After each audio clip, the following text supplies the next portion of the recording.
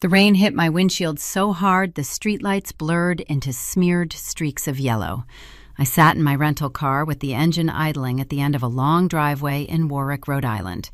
Through the frantic rhythm of the wipers, I watched the heavy oak front door of my childhood home swing open. My father, Richard Stephen, stood in the warm foyer light. He had his hand clamped on my 8-year-old daughter's shoulder. Maya was wearing thin cotton pajamas. Her bare feet stood on the freezing wet concrete of the porch. My father pushed her forward into the dark and shut the door. The deadbolt clicked loudly enough for the sound to carry through the storm. He locked an 8-year-old girl in a freezing Rhode Island nor'easter because of a broken piece of jewelry and a lie told by her 10-year-old cousin. He did not ask her any questions. He did not look for proof. He simply disposed of her. What my father did not know was that I was sitting 50 feet away, gripping the steering wheel. He did not know that 2 police cruisers were turning onto the street right behind me. He did not know that the life he built was about 30 seconds away from an eviction he could never reverse. Welcome back to Revenge Order. This is the channel where we explore the breaking point of toxic families and the exact methods used to balance the scales. How old were you when you realized the people who raised you were not the people they pretended to be? Drop your age in the comments and hit subscribe. My name is Nefertari Stephen. I am 34 years old. I work as a senior compliance auditor for a large healthcare network in Providence. My entire career is built on finding the truth hidden inside complex ledgers. I track missing assets. I expose fraudulent logs. I dismantle failing systems using timestamps and raw data. My parents never understood my profession.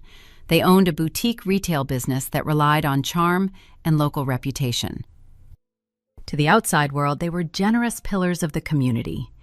Inside the walls of their home, they ran a strict hierarchy. My older sister Jessica and her son Braden sat at the top of that ladder. Braden was the golden grandchild. Maya was an obligation.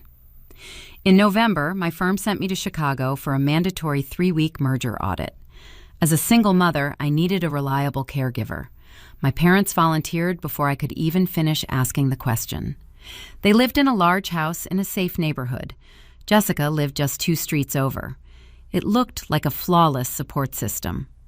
Before my flight, I sat at my kitchen island and set up an automatic transfer of $850 a week directly into my father's checking account. It was designated specifically for Maya's daily needs. I believed that overpaying for her care would guarantee her comfort. I also held another financial string that they preferred to ignore. 3 years prior, my parents' business faced bankruptcy.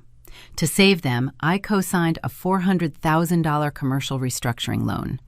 Because I am an auditor, I had my personal attorney insert a strict moral turpitude and civil liability clause into the contract. My father signed the paperwork without reading the fine print. I packed my bags. I kissed Maya on the forehead and promised her I would be back before Thanksgiving. I walked through the airport security line, trusting that blood meant safety. I did not know my carefully structured plan was about to collapse. I did not know my family viewed my daughter as an inconvenience and my bank account as a private slush fund. The first sign of failure did not arrive as a loud argument. It started with a quiet screen on the 4th night of my trip. I thrive on predictability. In my line of work, a sudden change in a pattern is the first indicator of fraud. My evenings in Chicago were built on a rigid schedule. After 10 hours of reviewing corporate financial disclosures in a sterile conference room, I would return to my hotel, order room service, and open my laptop. At 6:30 Eastern Standard Time, my phone alarm would chime. That was the designated hour for my daily video call with Maya. For the first 3 days, the routine held. Maya would answer from the guest bedroom of my parents' house, showing me the latest page she had read in her marine biology encyclopedia. On Thursday, day 4, the system broke. I tapped the video call icon on my phone. The screen displayed my own reflection for 30 seconds before the call dropped to voicemail. I waited 2 minutes, giving her time to realize she missed the ring. I dialed again. It went straight to voicemail. Maya kept her tablet on a charger next to her bed. She knew my schedule. A missed call was an anomaly. 2 missed calls constituted a behavioral deviation. I navigated to my contacts and dialed my mother's cell phone. It rang 4 times before the line connected. Helen did not offer a greeting. She answered in a hushed, annoyed whisper. "Nefertari, I am in the middle of preparing dinner. Where is Maya?" I asked, keeping my tone level. "She missed her check-in." My mother sighed into the receiver. The sound was sharp and theatrical, engineered to let me know I was being an inconvenience. She is grounded from screens for the rest of the evening. She was acting out at the dinner table and refusing to eat her vegetables. She needs to learn that she cannot throw a fit and expect to be rewarded with her toys. I sat back in my hotel chair and looked at the Chicago skyline through the window. I processed the statement. I did not react to the tone. I reacted to the data. Maya is an 8-year-old girl who organizes her colored pencils by the visible light spectrum. She spends her weekends memorizing the migratory patterns of deep-sea cephalopods. She does not act out. She does not throw fits over vegetables. If she is upset, she goes silent and retreats into a corner to read. "Let me speak to her," I said. "No," my mother replied. Her voice dropped an octave, hardening into a rigid wall of authority. "If I put her on the phone with you right now, it undermines my discipline. You asked me to watch her. You need to let me run my household. We will call you on Saturday morning. Do not interrupt our evening again." The line went dead. Most mothers would have called back immediately. Most mothers would have yelled, demanded respect, or driven themselves crazy with worry. I am not most mothers. I am an auditor. When a subject refuses to hand over a ledger, you do not scream at them. You step back, and you find another way to access the records. My parents are people who belong to a different technological era.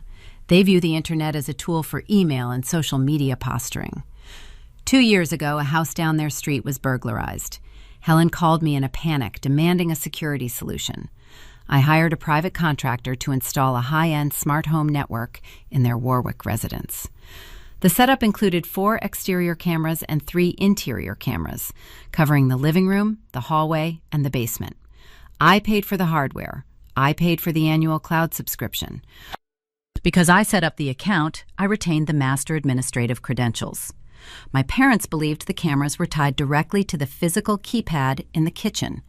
They thought the lenses only recorded when my father punched in his 4-digit code before going to sleep. They had no idea that the system was running a continuous 24-hour feed directly to a secure cloud drive. They had no idea I held the digital keys to every room in their house. I did not open the camera app on Thursday night. I decided to give them a grace period. I wanted to see if the anomaly would correct itself by the weekend. I waited for Saturday morning. At 9:15 on Saturday, my phone vibrated with an incoming video call. I accepted it. Maya appeared on the screen. The lighting was harsh, indicating she was sitting at the kitchen island.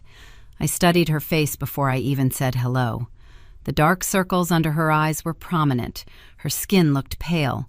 Her shoulders were hunched forward, a defensive posture she only adopted when she felt trapped.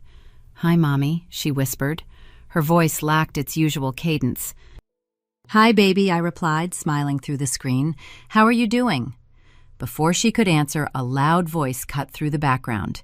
It was my 10-year-old nephew, Braden. He was standing just out of frame, but his words were clear and biting. "She did not get any pancakes because she is too slow."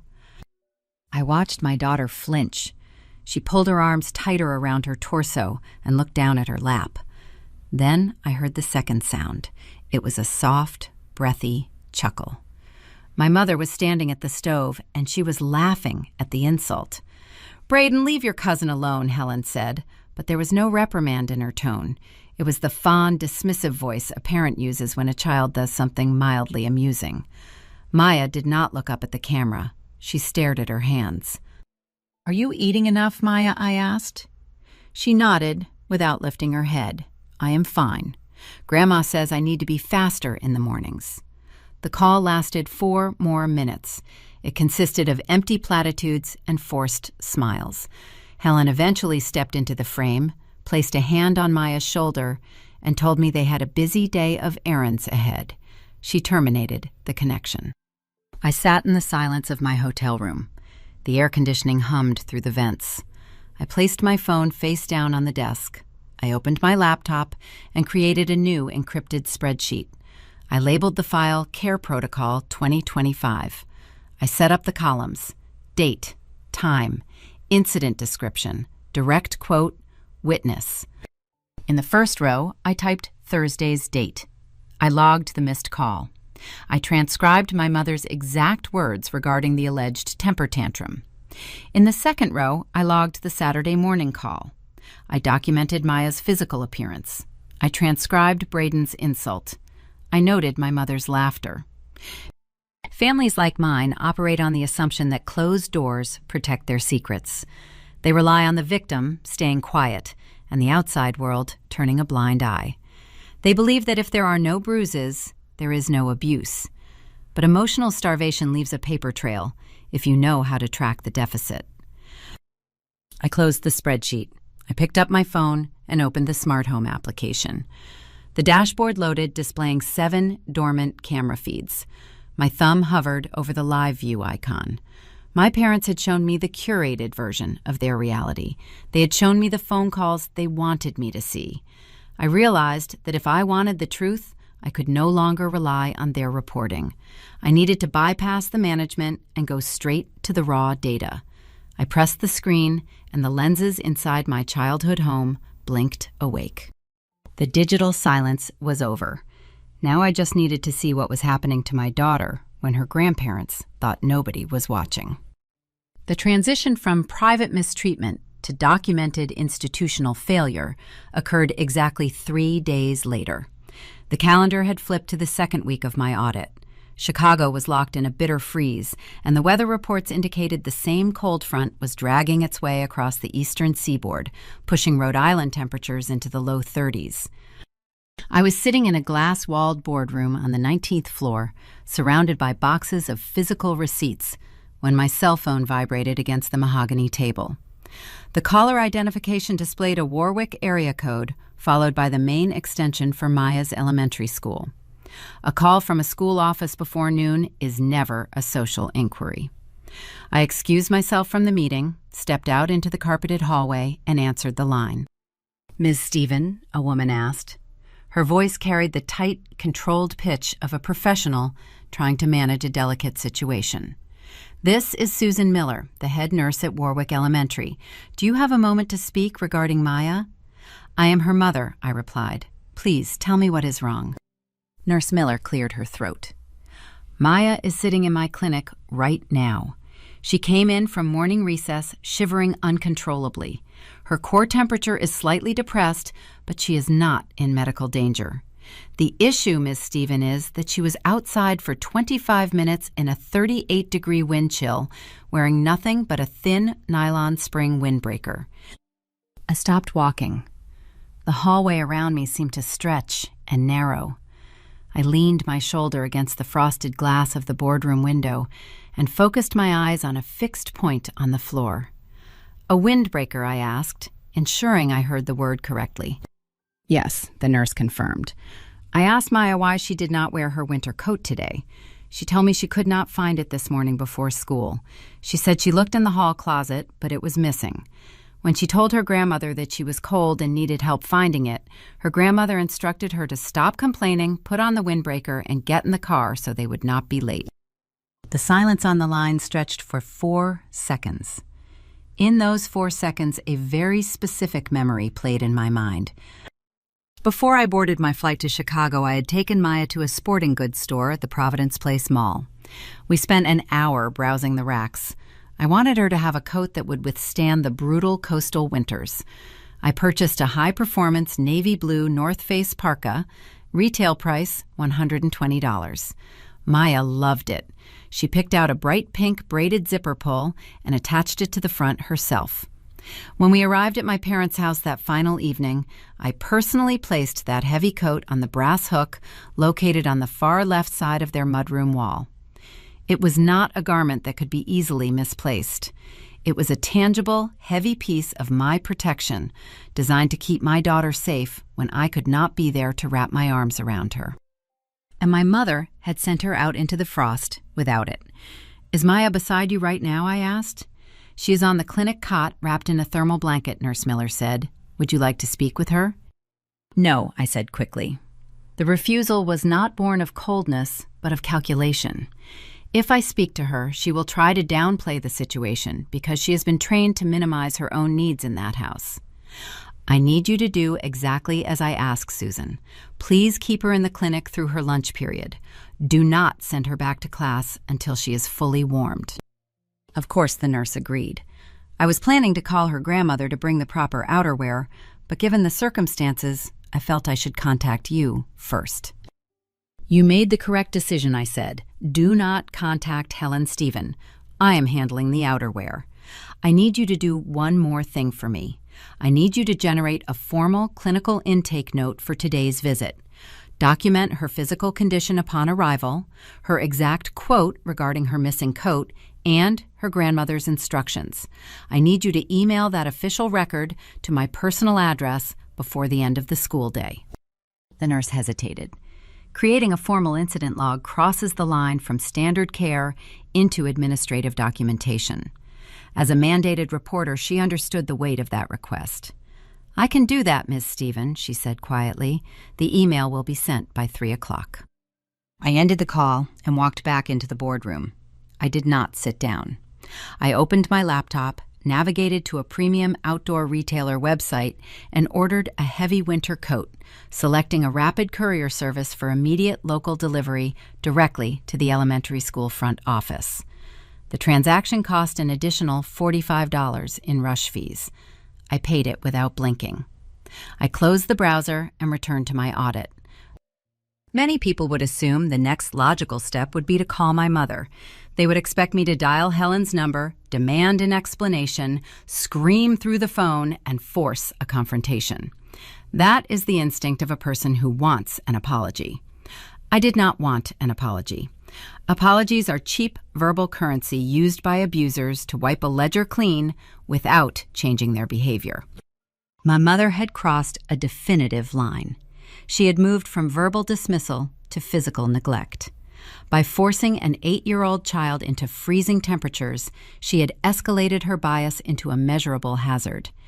If I called her, she would construct a defensive narrative. She would lie. She would tell me Maya lost the coat herself. She would accuse the school nurse of exaggerating the weather. A phone call would only alert Helen that she was being monitored, giving her the opportunity to cover her tracks and hide her mistakes. An auditor operates on a fundamental principle.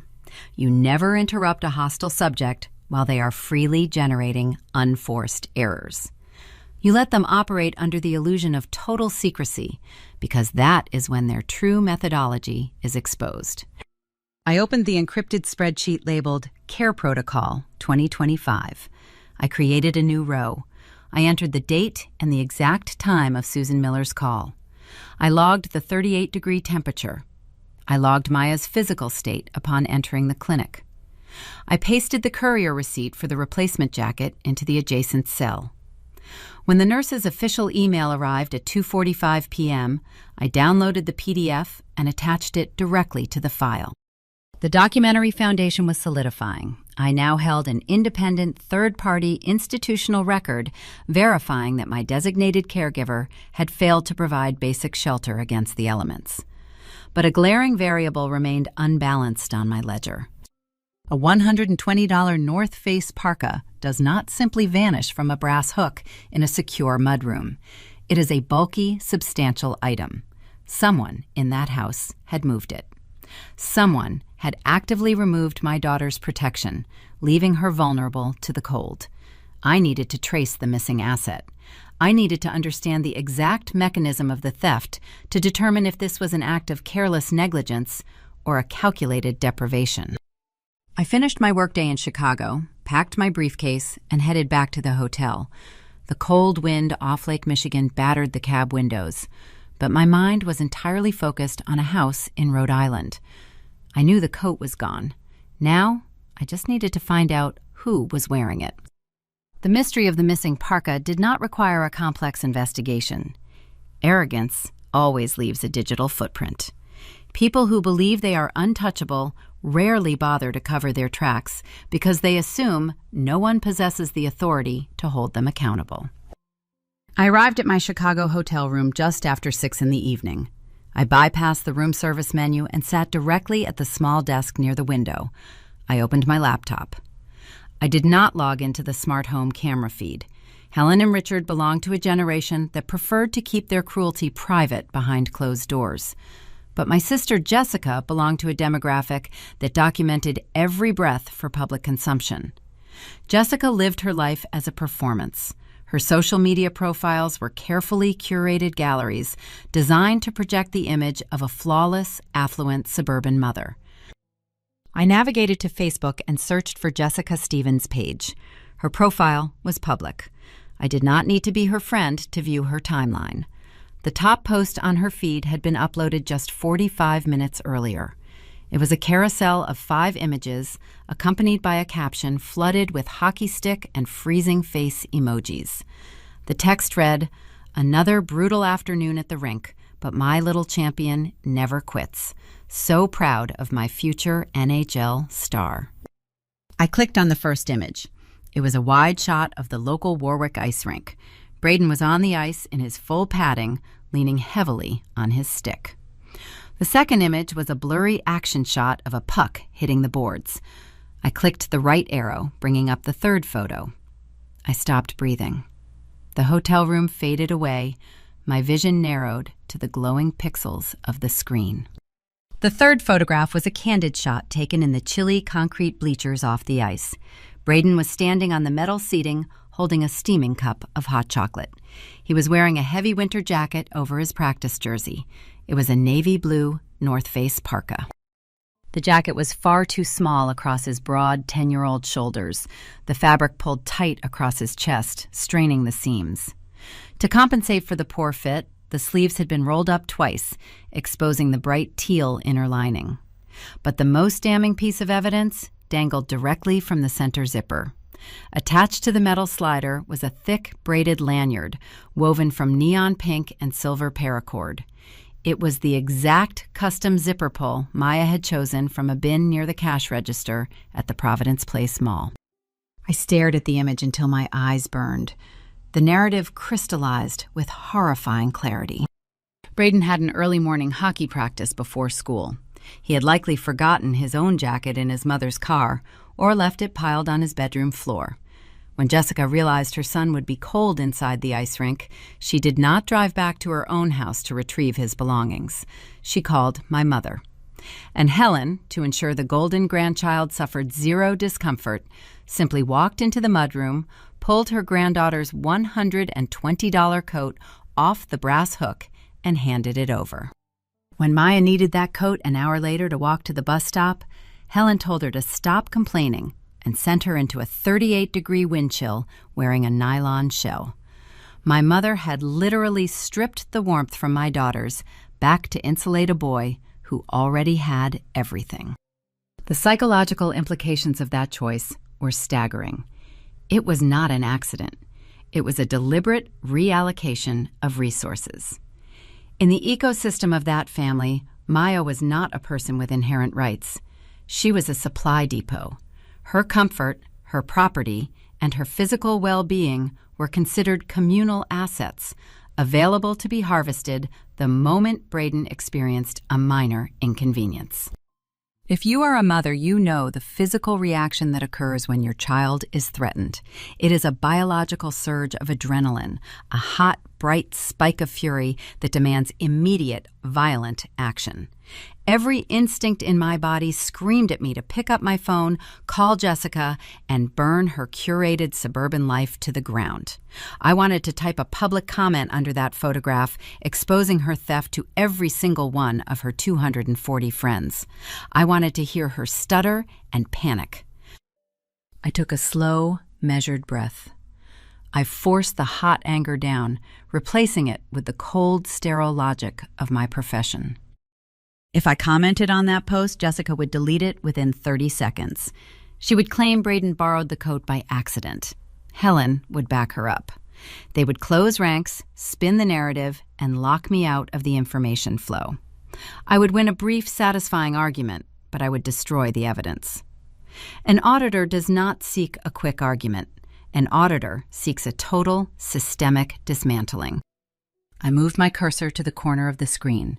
I executed a command to capture a high-resolution screenshot of the entire web page, ensuring Jessica's profile name, the caption, and the timestamp were fully visible alongside the photograph. I right-clicked the image itself and downloaded the original source file. I opened a metadata extraction tool on my browser and processed the image. The hidden EXIF data confirmed the exact coordinates of the Warwick ice rink and established the time the photo was snapped, at 4:15 p.m. that afternoon. I opened the Encrypted Care Protocol 2025 spreadsheet. I created a new tab at the bottom, labeling it Asset Misappropriation. I dragged the screenshot, the source image, and the metadata report into the file. I linked this new entry directly to the clinical intake notes Susan Miller had emailed me earlier that afternoon. The paper trail was no longer just thickening. It was becoming airtight. I had the medical proof of the injury, and I had the photographic proof of the weapon used to inflict it. I sat back in my chair. The adrenaline was gone, replaced by a profound, terrifying clarity. My family was operating like a parasitic organism. They were comfortably draining the resources I provided, using my money, my property, and my trust to elevate Jessica and her son, while treating my daughter like an unwelcome boarding house guest. They felt completely entitled to take what belonged to Maya because they believed I would never find out. And even if I did find out, they believed I would remain silent to keep the peace. That was the role they had assigned me since childhood. Nefertari, the quiet provider. Nefertari, the reliable bank account. I closed the Facebook tab. I did not want to look at my nephew's smiling face anymore. I needed to look at the ledger. If Helen and Jessica were brazen enough to steal a physical item right off a hook in the hallway, what else were they siphoning behind my back? A family comfortable with stealing a coat does not draw the line at outerwear. Theft is a behavioral pattern, and patterns tend to scale upward. Before I left Rhode Island, I had automated a significant financial transfer. I had authorized a weekly drop of $850 into my father's checking account.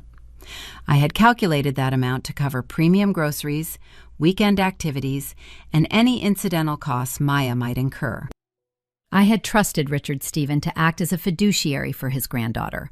But if Helen was willing to let Maya freeze to keep Braden warm, I needed to know exactly how Richard was managing the capital I provided. I opened a new browser window and navigated to my primary banking portal. It was time to follow the money. The architecture of financial fraud is rarely built on a single, isolated event. When an auditor discovers one misplaced asset, they do not close the book. They widen the scope of the inquiry. If a company is willing to forge a petty cash receipt, they are almost certainly manipulating the larger capital expenditures. The same principle applies to toxic family dynamics. If my mother was comfortable physically depriving my daughter of her winter coat, it was highly probable my father was exercising the same degree of entitlement over the money I sent to protect her. I sat at the desk in my Chicago hotel room, the glow of the laptop screen illuminating my face in the dark. I navigated to the login page of my primary financial institution. I entered my credentials, typed in the two-factor authentication code sent to my phone, and accessed the main dashboard. Years ago, when I first graduated from college and secured my position at the healthcare network, I opened a joint legacy savings account with my father, Richard. At the time, it felt like a pragmatic decision. It was designed to act as an emergency clearinghouse, a simple way to transfer funds quickly if my parents ever needed urgent liquidity. As I grew older and my career advanced, I rarely checked the balance, allowing it to sit dormant. When I accepted the 3-week merger assignment in Chicago, I repurposed that old account. I set up an automated clearinghouse protocol to drop $850 into that specific ledger every Monday morning. My father held the corresponding debit card. The instructions were clear. The money was exclusively for Maya's groceries, school lunches, and any incidental entertainment expenses while I was away. I clicked on the Joint Account tab. The transaction history populated on the screen in neat alternating rows of gray and white. I applied a date filter, isolating the activity from the past 10 days. I traced my finger down the screen, aligning the incoming deposits with the outgoing expenditures. The first automated transfer of $850 had cleared successfully on Monday, November 3rd at 2:15 in the morning. I scanned the subsequent outbound transactions, expecting to see charges from Whole Foods, Target, or perhaps a local movie theater. Instead, the ledger showed a staggering, near total depletion of the funds within 36 hours of the deposit. On Tuesday, November 4th at 9:40 in the morning, exactly $700 had been electronically wired out of the account. The merchant identifier string attached to the transaction was highly specific. It did not say groceries. It did not say pharmacy. The vendor name read Elite Rhode Island Youth Hockey League. I stared at the merchant code. The alphanumeric sequence blurred for a fraction of a second as the reality of the transaction settled in my chest. Youth travel hockey is notoriously expensive. Ice time, equipment travel costs, and league registration fees can easily drain thousands of dollars from a family budget each season. Jessica and her husband lived in a sizable house 2 streets over from my parents, but their lifestyle was heavily leveraged. They drove leased luxury SUVs and carried significant credit card debt to maintain their suburban facade. They could not afford elite-tier sports for their son. My father was closing the gap for them. He was acting as their private benefactor. But Richard Stephen was not using his own money. The retail business he ran with Helen had been struggling for years, barely generating enough profit to cover their own property taxes. He did not have $700 in disposable income to throw at a child's recreational hobby. So he used mine. He waited for the automated child care stipend meant to feed and entertain his 8-year-old granddaughter to clear the bank. He then immediately siphoned 82% of that deposit to pay the league fees for the golden grandchild. He left exactly $150 to cover Maya's existence for an entire week. My daughter was sitting in a school clinic, shivering under a thermal blanket because her grandmother gave away her coat. Meanwhile, her grandfather was taking the money designated for her care and wiring it directly to an ice rink so Braden could play a game. In my profession, we refer to this as a misappropriation of restricted funds. In a corporate environment, it is a federal crime, punishable by severe fines and potential incarceration. In a family environment, it is often dismissed as a simple misunderstanding, a grandparent prioritizing one need over another. I do not operate on family logic. I operate on contract logic. I did not feel the hot rush of betrayal this time. I felt a cold, heavy finality. A fundamental shift occurred in how I viewed the people who raised me. The men and women sitting in that house in Warwick were no longer my parents or my sister. They were hostile actors, executing a coordinated financial drain on my resources while actively neglecting my dependent. They viewed me purely as a blind revenue stream, a silent benefactor required to subsidize their golden child, while my own daughter was treated as a disposable nuisance. I clicked the Export button on the banking interface. I generated certified PDF copies of the transaction history, ensuring the dates, the routing numbers, and the vendor identification codes were perfectly legible. I dragged the financial documents into the encrypted folder titled Care Protocol 2025, joining them with the medical intake notes and the Facebook screenshot. The ledger was rapidly balancing, showcasing a clear, undeniable pattern of exploitation. I picked up my phone and scrolled to a contact I kept starred in my favorites list, David Miller. He was a senior partner at a boutique family law firm in Providence, a man known for his ruthless efficiency and total lack of sentimentality in domestic disputes. I checked the time. It was 8:15 in the evening on the East Coast. I dialed his personal cell number. He answered on the second ring. Nefertari, he said, his voice laced with the slight fatigue of a man reading briefs after hours. You are in Chicago. Is there a problem with the estate planning? No, David, I replied, my tone steady and completely devoid of emotion. I need you to draft a formal legal instrument tonight. I need a notice of financial clawback and a demand for immediate restitution. David paused. I could hear the rustle of paper as he likely set down whatever he was working on. Restitution from whom? Richard Stephen, I said. He is acting as a temporary fiduciary for child care funds and has engaged in unauthorized diversion of capital. He wired $700 of restricted support money to a third-party recreational vendor. I have the certified bank records. Are we talking about your father? David asked, a note of surprise finally cracking his professional veneer. Nefertari drafting a formal clawback against an immediate family member over $700 is an aggressive posture. It burns bridges you cannot rebuild. The bridge is already gone, David, I stated. My daughter is being subjected to physical neglect and intentional resource deprivation.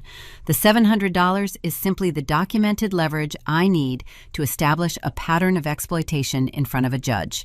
Draft the notice. Do not send it yet. Keep it on standby in your outbox until I give you the authorization to execute. Understood, he said, immediately recognizing the steel in my voice. I will have the draft ready by tomorrow morning. Are you planning to terminate the guardianship arrangement? Yes, I said. I will be securing emergency sole physical custody shortly. Just have the paperwork prepared. I ended the call and placed the phone back on the desk. The financial theft was a critical piece of evidence. It proved Richard was willing to cross a legal line to accommodate Jessica and Braden. But as I stared at the remaining transactions on the joint account ledger, a new, unsettling question began to form in my mind. $700 was a substantial theft, but it was small-scale fraud. It was a petty cash grab to solve an immediate problem. My parents' retail business was failing on a massive scale. They were drowning in commercial debt and facing a shrinking local market. A few $100s stolen from a childcare stipend would not save their mortgage or keep their storefront open. If they were bold enough to steal the small money, they were desperate enough to aim for the big money. I pulled my chair closer to the screen. I adjusted the date parameters on the banking portal, expanding the search window backward. I wanted to see the transaction history for the entire 6 months leading up to my Chicago deployment. I needed to know exactly what Richard Stephen had been doing with this joint account before I left Maya in his care. I scrolled past pages of mundane debits, searching for anomalies. I was looking for patterns for large, unaccounted withdrawals. What I found buried on page 4 of the ledger did not just expose a theft. It exposed a highly organized, premeditated legal conspiracy targeting my income, my autonomy, and my child. Fraud investigation is an exercise in pattern recognition. When you spend 10 years examining corporate ledgers, you learn that desperate people follow predictable routines. They siphon small amounts of capital to test the perimeter of your awareness. If you fail to notice the petty theft, they assume you are blind, and they escalate to systemic extraction. I sat in my hotel room in Chicago, the ambient hum of the city traffic drifting through the thick glass window, and stared at page 4 of the joint savings account history. The screen displayed transactions from late September, roughly 5 weeks before my deployment. I traced my finger down the digital lines, scanning past automated utility payments and small grocery store charges. My father used this account sporadically, which made large anomalies easy to spot. On September 28th at 10:14 in the morning, Richard Stephen executed an outbound wire transfer.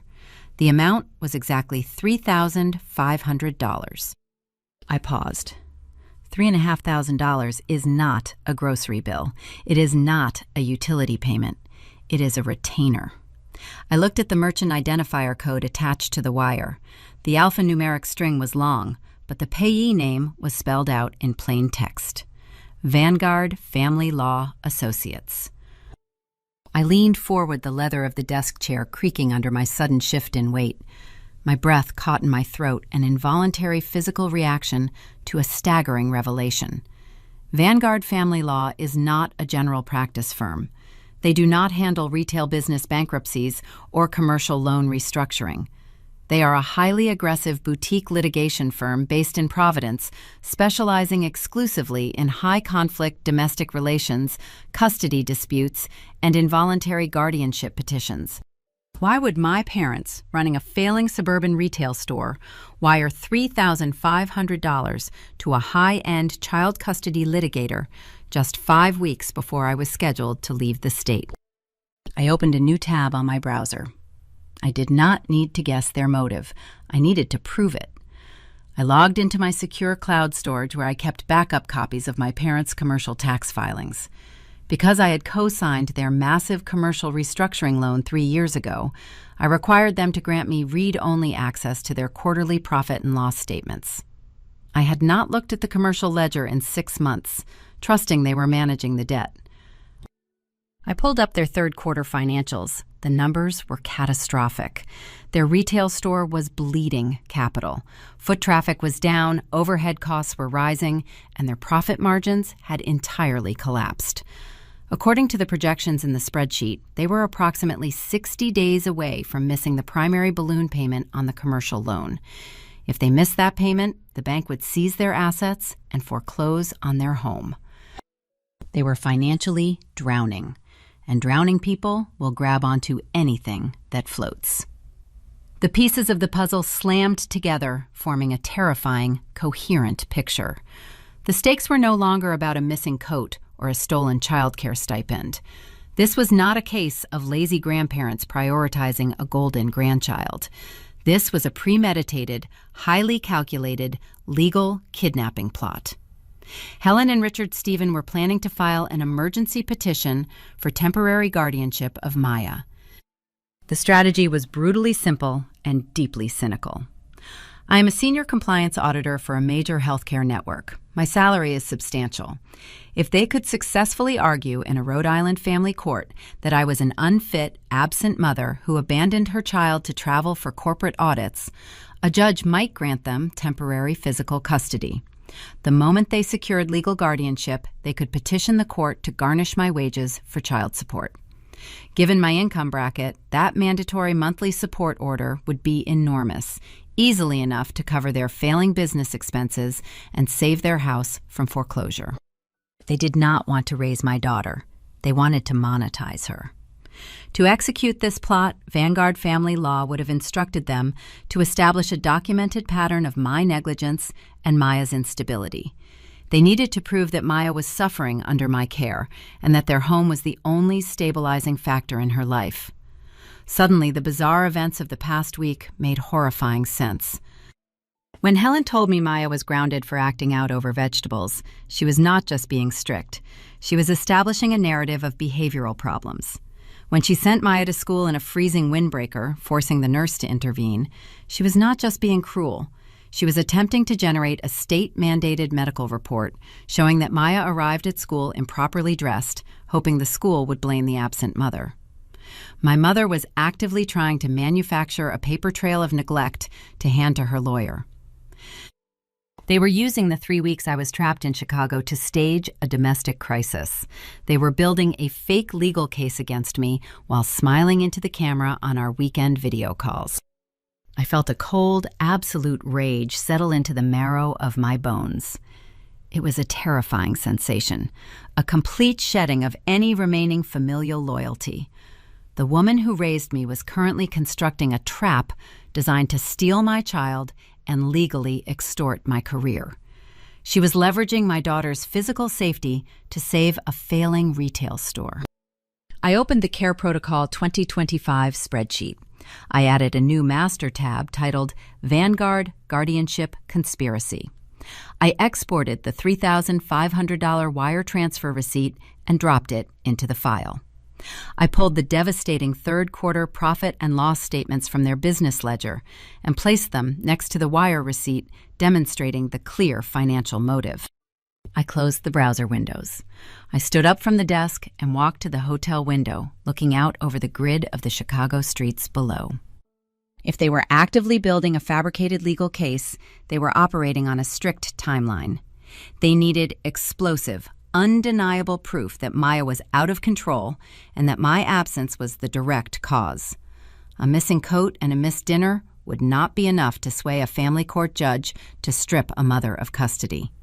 Vanguard family law would demand a major incident, a police report, or a catastrophic behavioral failure to seal the petition. My parents were going to push my daughter until she broke.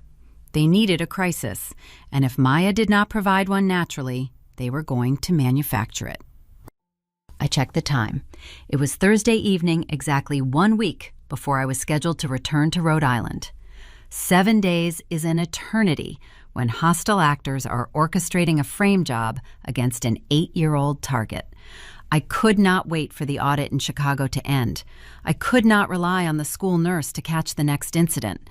I had to intervene before Helen and Richard orchestrated an event so severe it triggered an automatic Child Protective Services investigation. But I could not simply fly home unannounced. If I stormed through their front door demanding my child, they would call the police, play the victims, and hand Vanguard family law exactly the kind of unstable, frantic behavior they needed to validate their narrative. I needed to move into position silently.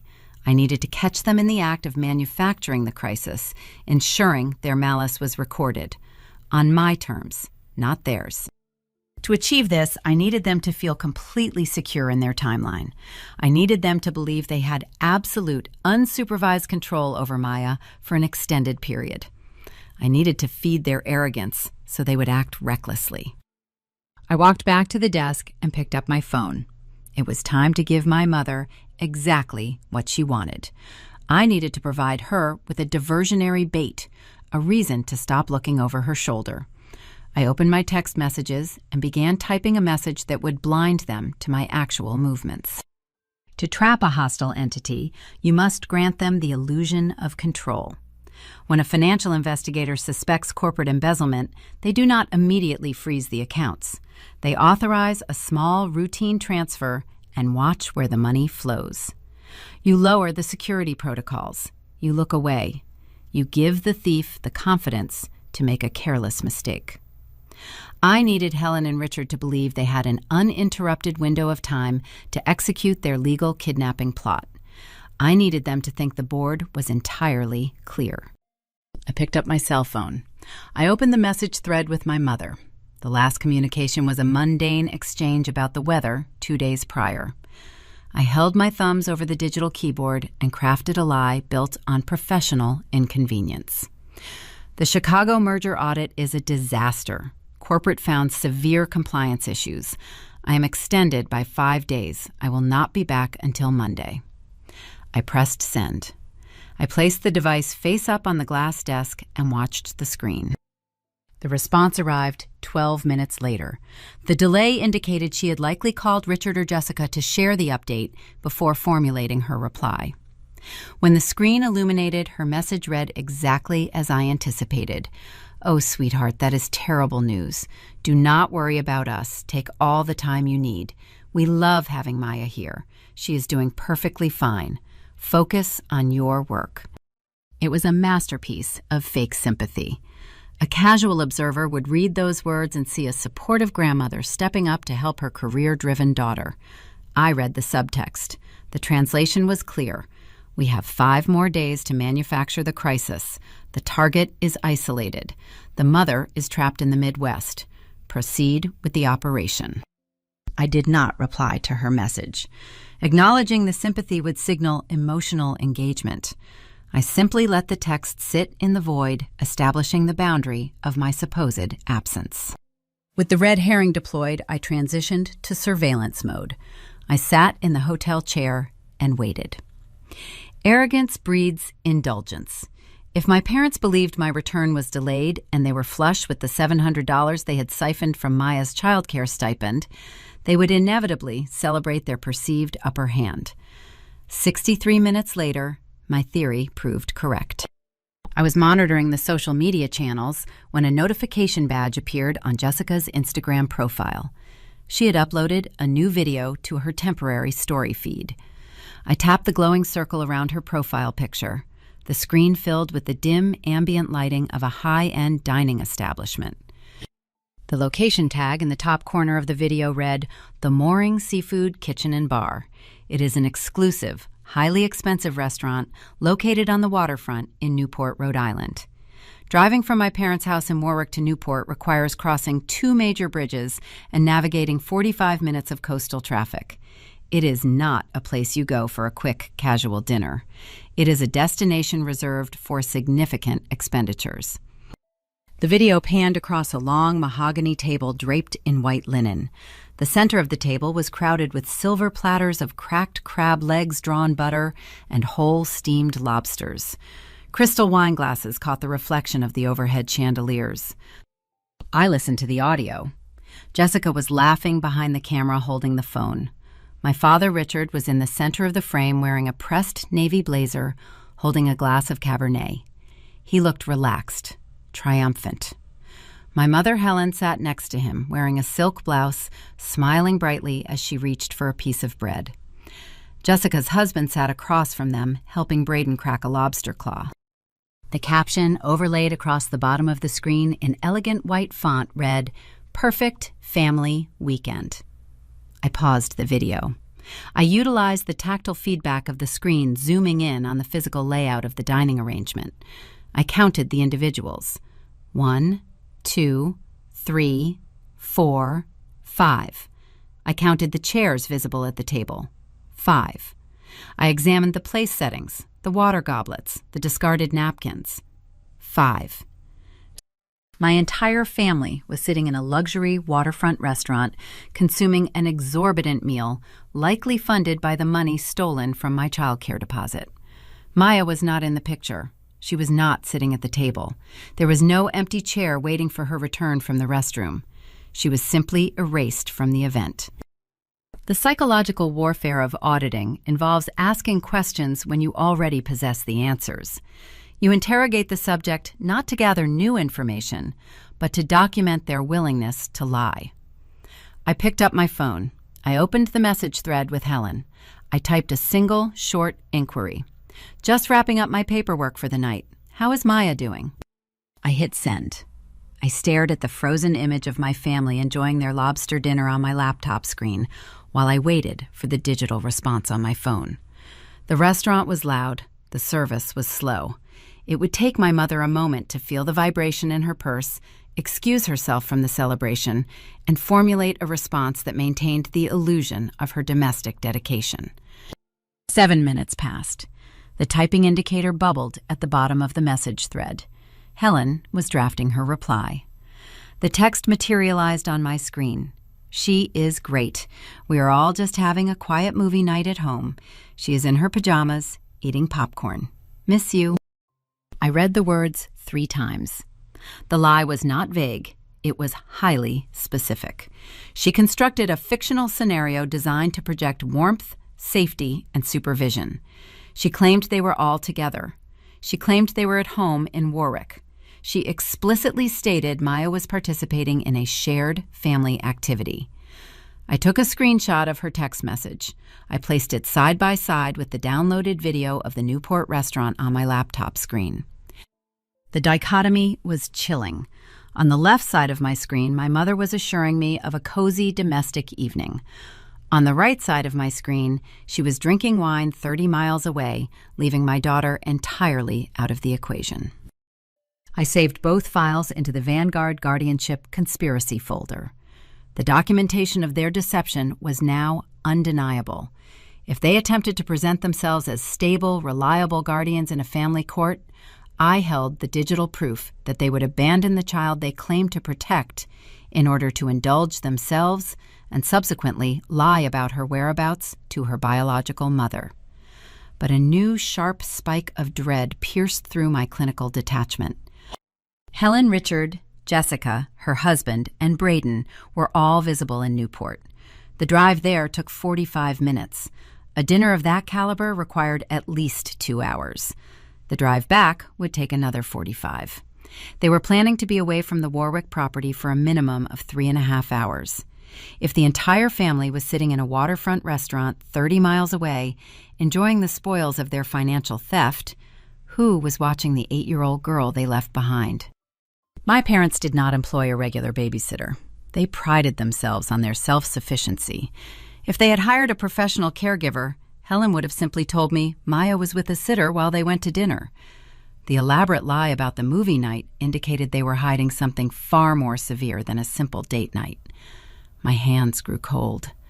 I placed the cell phone face down. I needed to see the inside of the Warwick house immediately. I needed to know what they had done with my daughter to ensure she did not interfere with their perfect family weekend. I opened the smart home security application on my laptop, bypassing the phone interface for a wider view. The dashboard loaded, presenting the dark, dormant rectangles of the interior camera feeds. It was time to pull back the curtain on the quiet movie night. The digital dashboard on my laptop screen displayed the internal layout of my parents' home in a sterile, gray grid. I did not hesitate. I initiated the live feed sequence, bypassing the motion sensor triggers and forcing the cameras to broadcast in real time. I needed visual confirmation of Maya's physical location. I clicked on the living room feed first. The screen buffered, displaying a spinning white circle before resolving into a crisp, high-definition image. The room was dark, illuminated only by the faint orange glow of a street lamp filtering through the front bay window. The leather sofas were empty. The television was off. The supposed quiet movie night was a complete fabrication. I switched to the kitchen camera. Empty. The polished granite countertops were spotless. The hallway camera monitoring the guest bedroom door showed no movement. The house was completely silent. A cold knot tightened in the center of my chest. If Maya was not in the living spaces and not in her designated bedroom, where had they put her? There was only one camera left on the grid. 2 years ago, when the initial security system was installed, the technicians placed a lens at the top of the basement stairs to monitor the secondary entrance. The basement in the Warwick house was not a finished recreational area. It was an exposed concrete foundation used primarily for storing holiday decorations, old furniture, and my father's rusted tool benches. It was drafty, poorly lit, and entirely unsuitable for human habitation. I moved the cursor and clicked the basement feed. The image loaded. The lighting was poor, cast in harsh fluorescent shadows by a single bare bulb hanging from the exposed floor joists. In the direct center of the concrete floor sat a metal folding chair. Maya was sitting on it. She was wearing her thin cotton pajamas, the sleeves pulled down over her hands to conserve body heat. Her knees were drawn up to her chest. She was not reading. She was not playing. She was staring blankly at the cinder block wall. Sitting on an overturned plastic storage bin 3 feet away was a teenage girl. I recognized her vaguely from my visits, a 14-year-old named Chloe, who lived 3 houses down the street. Chloe was wearing a heavy winter jacket over a hooded sweatshirt. She had a pair of white earbuds jammed into her ears and was furiously typing on her illuminated cell phone, completely ignoring the 8-year-old girl sitting in the freezing shadows beside her. My parents had not just left my daughter behind so they could consume lobster in Newport. They had actively banished her to a subterranean storage unit. They had paid a neighborhood teenager a fistful of cash to sit in the dark and ensure Maya did not wander upstairs and disturb the pristine order of the empty house. I engaged the environmental tracking module on the smart home application. The system integrates with the digital thermostats located throughout the property. I pulled the environmental logs for the basement zone. The readout appeared on my screen. The ambient temperature in the basement was currently holding at 58 degrees Fahrenheit. My daughter, who had already suffered exposure to a 38-degree wind chill earlier that week because her grandmother gave away her winter coat, was now sitting in a 58-degree concrete box in thin pajamas. And the teenage babysitter hired to watch her was wearing a heavy winter jacket. The cruelty was not accidental. It was architectural. They had designed a system of punishment designed to isolate and degrade her while they elevated themselves. I did not stop at the temperature readout. An auditor verifies every layer of a security breach. I pulled the engagement logs for the smart locks installed on the interior doors. The door separating the kitchen from the basement stairs is equipped with a digital deadbolt, a feature my father insisted upon to secure his power tools. I reviewed the timestamp on the locking mechanism. At 5:30 p.m., exactly 20 minutes before the Newport restaurant reservation would have required them to leave the house, the interior deadbolt leading to the basement was engaged. The lock was engaged from the kitchen side. My parents had not just placed Maya in the basement. They had locked her in. They had trapped an 8-year-old child and a 14-year-old babysitter in a freezing concrete foundation with no access to the main house, the kitchen, or a proper bathroom for the duration of their luxury excursion. If a fire had started in the laundry room, if the teenager had suffered a medical emergency, they would have been entirely trapped behind a solid wood door secured by a digital deadbolt. This was no longer a custody dispute. This was child endangerment. This was unlawful physical confinement. I hit the global record button on my administrator dashboard. I forced the system to capture the high-definition video feed, the audio feed, the thermostat readouts, and the digital lock engagement logs simultaneously. I sat in my hotel chair and watched the screen for 45 excruciating minutes. I watched Maya shiver. I watched Chloe ignore her. I watched the temperature hold steady at 58 degrees. I gathered a mountain of unassailable digital evidence documenting the exact physical and emotional torment my parents were willing to inflict on my child to maintain their lifestyle. When the recording reached the 45-minute mark, I hit save.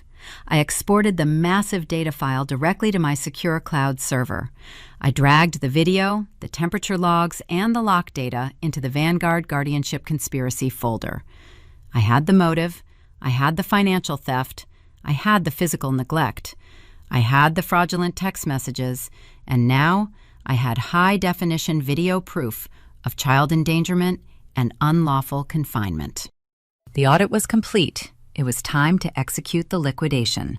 I closed the security dashboard. I opened a new browser window and navigated directly to a commercial airline booking portal. I did not care about the cost.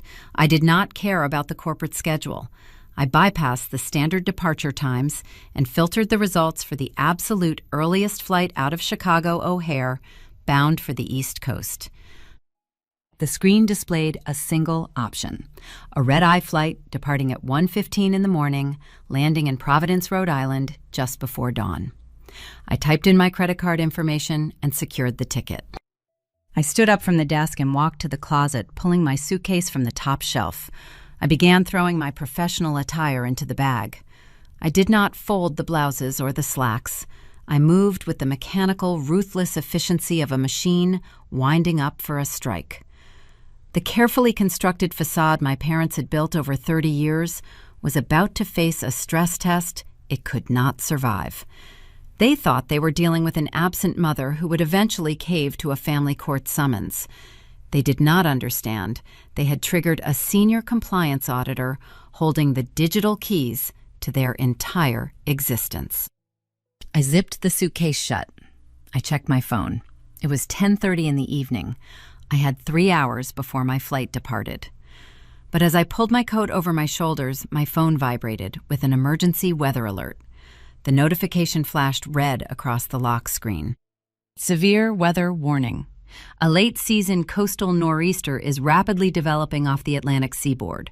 Rhode Island, Massachusetts, and Connecticut are under a high wind and heavy precipitation advisory. Travel conditions will become extremely hazardous by tomorrow afternoon. I stared at the warning. The red herring I deployed earlier that evening was working perfectly. My parents believed I was stranded in the Midwest until Monday, but the weather system hurtling toward the coast was about to turn my silent return into a grueling physical race against the elements. If the storm hit early, the airlines would ground all flights into TF Green Airport. If the roads flooded, the highways would become impassable. I gripped the handle of my suitcase. My daughter was locked in a freezing basement at the mercy of people who viewed her as a disposable asset. I was coming home to tear their world apart. But the sky above the Atlantic Ocean was preparing to unleash a violent obstacle course between me and the front door of that house in Warwick. The weather system did not wait for my arrival. By the time I boarded the aircraft at O'Hare, the atmospheric pressure had already plummeted. The terminal screens flashed red warning banners. Halfway across the country, the pilot keyed his microphone. His voice echoed through the dark cabin, carrying the exact logistical complication I had anticipated. The coastal storm had intensified faster than the meteorological models predicted. Air traffic control grounded all inbound flights to Providence. T.F. Green Airport was closed. The aircraft was being diverted north to Logan International in Boston. I did not panic. Panic is a useless emotion that consumes mental processing power. I simply opened my laptop tray connected to the in-flight network and canceled my original Rhode Island car reservation. I secured a heavy all-wheel drive SUV at the Boston terminal. The wheels touched down on the Massachusetts tarmac just before dawn. The sky outside the oval window was a bruised, churning purple. The terminal was chaos, filled with stranded passengers scrambling to rebook. I walked past the customer service desks and headed straight for the rental counter. 10 minutes later, I was behind the wheel of a dark gray Suburban, pushing the ignition button. Boston to Warwick is typically a 1-hour transit. On this particular morning, it became a brutal test of endurance. I merged onto Interstate 95 South and immediately hit a wall of water. The rain did not fall in drops. It fell in heavy, blinding sheets, sweeping across the asphalt and overwhelming the vehicle drainage systems. The windshield wipers operated at maximum speed, beating a frantic rhythm against the glass, but they could barely clear the deluge. The traffic slowed to an agonizing crawl. 18-wheel transport trucks threw tidal waves of dirty runoff across my sightline every time they passed. The heavy SUV tires lost traction on the flooded patches, hydroplaning for sickening fractions of a second before biting back into the pavement. My knuckles turned white against the leather steering wheel. My posture remained rigid. The heater blasted warm air over my damp coat, but I felt nothing except the singular focus of reaching the destination. I was trapped in a line of creeping red taillights stretching into the gray horizon. I could not force the cars ahead of me to move faster, but I refused to be blind to the events unfolding inside my parents' house. I reached into my bag and pulled out a magnetic dashboard mount. I secured it to the air vent and placed my cell phone into the cradle. I opened the smart home application. Broadcasting high-definition video over a cellular network during a severe storm would invite buffering and signal drops. I needed uninterrupted surveillance. I bypassed the visual feed and engaged the audio-only protocol, linking the command directly to the living room microphone. The cabin of my SUV filled with the crisp digital transmission of my childhood home. The contrast between my current physical environment and the audio broadcasting from the speakers was jarring. Outside, the wind howled and the rain battered the metal roof of my vehicle. Inside, the phone speaker of the Warwick house sounded warm, calm, and insulated. I heard the soft clinking of ceramic coffee mugs. I heard the low hum of the morning news playing on the television. And then I heard my mother. Helen Stephen was pacing the hardwood floor. The microphone picked up the distinct rhythmic clicking of her low-heeled shoes. She was not talking about Maya. She was not discussing the weather. She was obsessing over her social calendar. "Richard," she said, her voice pitched high with frantic irritation, "the tailor just left a message. He cannot finish the alterations on my evening gown today because his street is flooded. How am I supposed to attend the community leadership gala next week if my dress is not properly hemmed?" I kept my eyes fixed on the taillights ahead of me, listening to her misplaced priorities. The Community Leadership Gala was the pinnacle of the Warwick social season. It was an exclusive annual charity dinner attended by local politicians, affluent business owners, and regional influencers. For my parents, it was a crucial networking opportunity. They utilized the event to project a facade of immense success, masking the reality of their failing retail store. Helen relied on that single evening to maintain her status among the neighborhood elite. Her entire identity hinged on the perception of her wealth and stability. "It is just a dress, Helen," my father replied. His voice was muffled, slightly distant, indicating he was sitting in his leather armchair reading the paper. "You have a dozen gowns in the closet. Pick another one." "You do not understand the optics," she snapped, the shoes clicking louder as she paced closer to the camera microphone. "Jessica is wearing a designer piece. If I show up in last year's outfit, the committee members will talk. We need this exposure, Richard. The store needs the exposure. If we secure that new local vendor contract at the silent auction, we can float the business for another quarter." I pressed the brake pedal as traffic merged to a standstill. Her words confirmed the data I had extracted from their financial ledgers. They were desperate. They were counting on a charity dinner to artificially inflate their business prospects. The audio continued. Jessica arrived at the house. I heard the front door open, followed by a gust of wind and the rustle of wet fabric. Braden walked in behind his mother. I could hear his heavy boots stomping on the foyer tiles. "Take those muddy boots off before you ruin the rug," Helen scolded gently. Her tone was devoid of the rigid authority she used with Maya. It was soft, accommodating. Braden did not answer. He dropped the boots onto the floor with a loud thud. I listened intently, filtering the overlapping voices. Jessica began complaining about the traffic. Helen resumed lamenting her ruined dress alterations. Richard turned up the volume on the television broadcast, drowning out the storm outside their windows. The three adults were entirely consumed by their own immediate frustrations. They formed a tight, self-absorbed circle in the center of the room. But as I navigated the SUV through a deep puddle on the highway, my trained ears caught a secondary sound beneath the adult conversation. It was a soft scraping noise, followed by the distinct creak of the wooden chair positioned near the fireplace. The living room in the Warwick house features a large stone mantelpiece. The adults were congregated near the kitchen island, arguing about dresses and vendor contracts. They were not paying attention to the periphery of the room. They were not watching the golden grandchild. I heard the sound of someone climbing onto the wooden chair. My grip on the steering wheel tightened. My heart rate elevated, pushing a fresh spike of adrenaline through my veins. The storm outside lashed against my windshield, obscuring the road ahead. But the real danger was brewing miles away, transmitted through the tiny speakers on my dashboard. Helen, Jessica, and Richard were distracted. The 10-year-old boy, who was accustomed to operating without rules or consequences, was unsupervised near the fireplace. I pressed the accelerator, inching the heavy vehicle forward through the blinding rain. The pieces were shifting into a catastrophic alignment. I was trapped on a flooded interstate, listening to the fragile architecture of my parents' house slowly begin to fracture. The adults were looking the wrong way. The question was no longer if something would go wrong. The question was, what exactly? Braden was reaching for, off camera.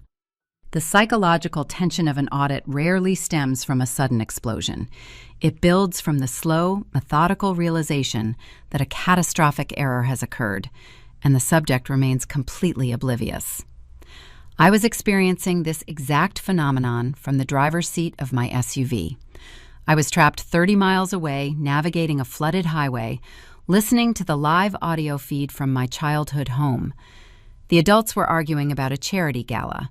They were blind to the disaster unfolding 3 feet behind them.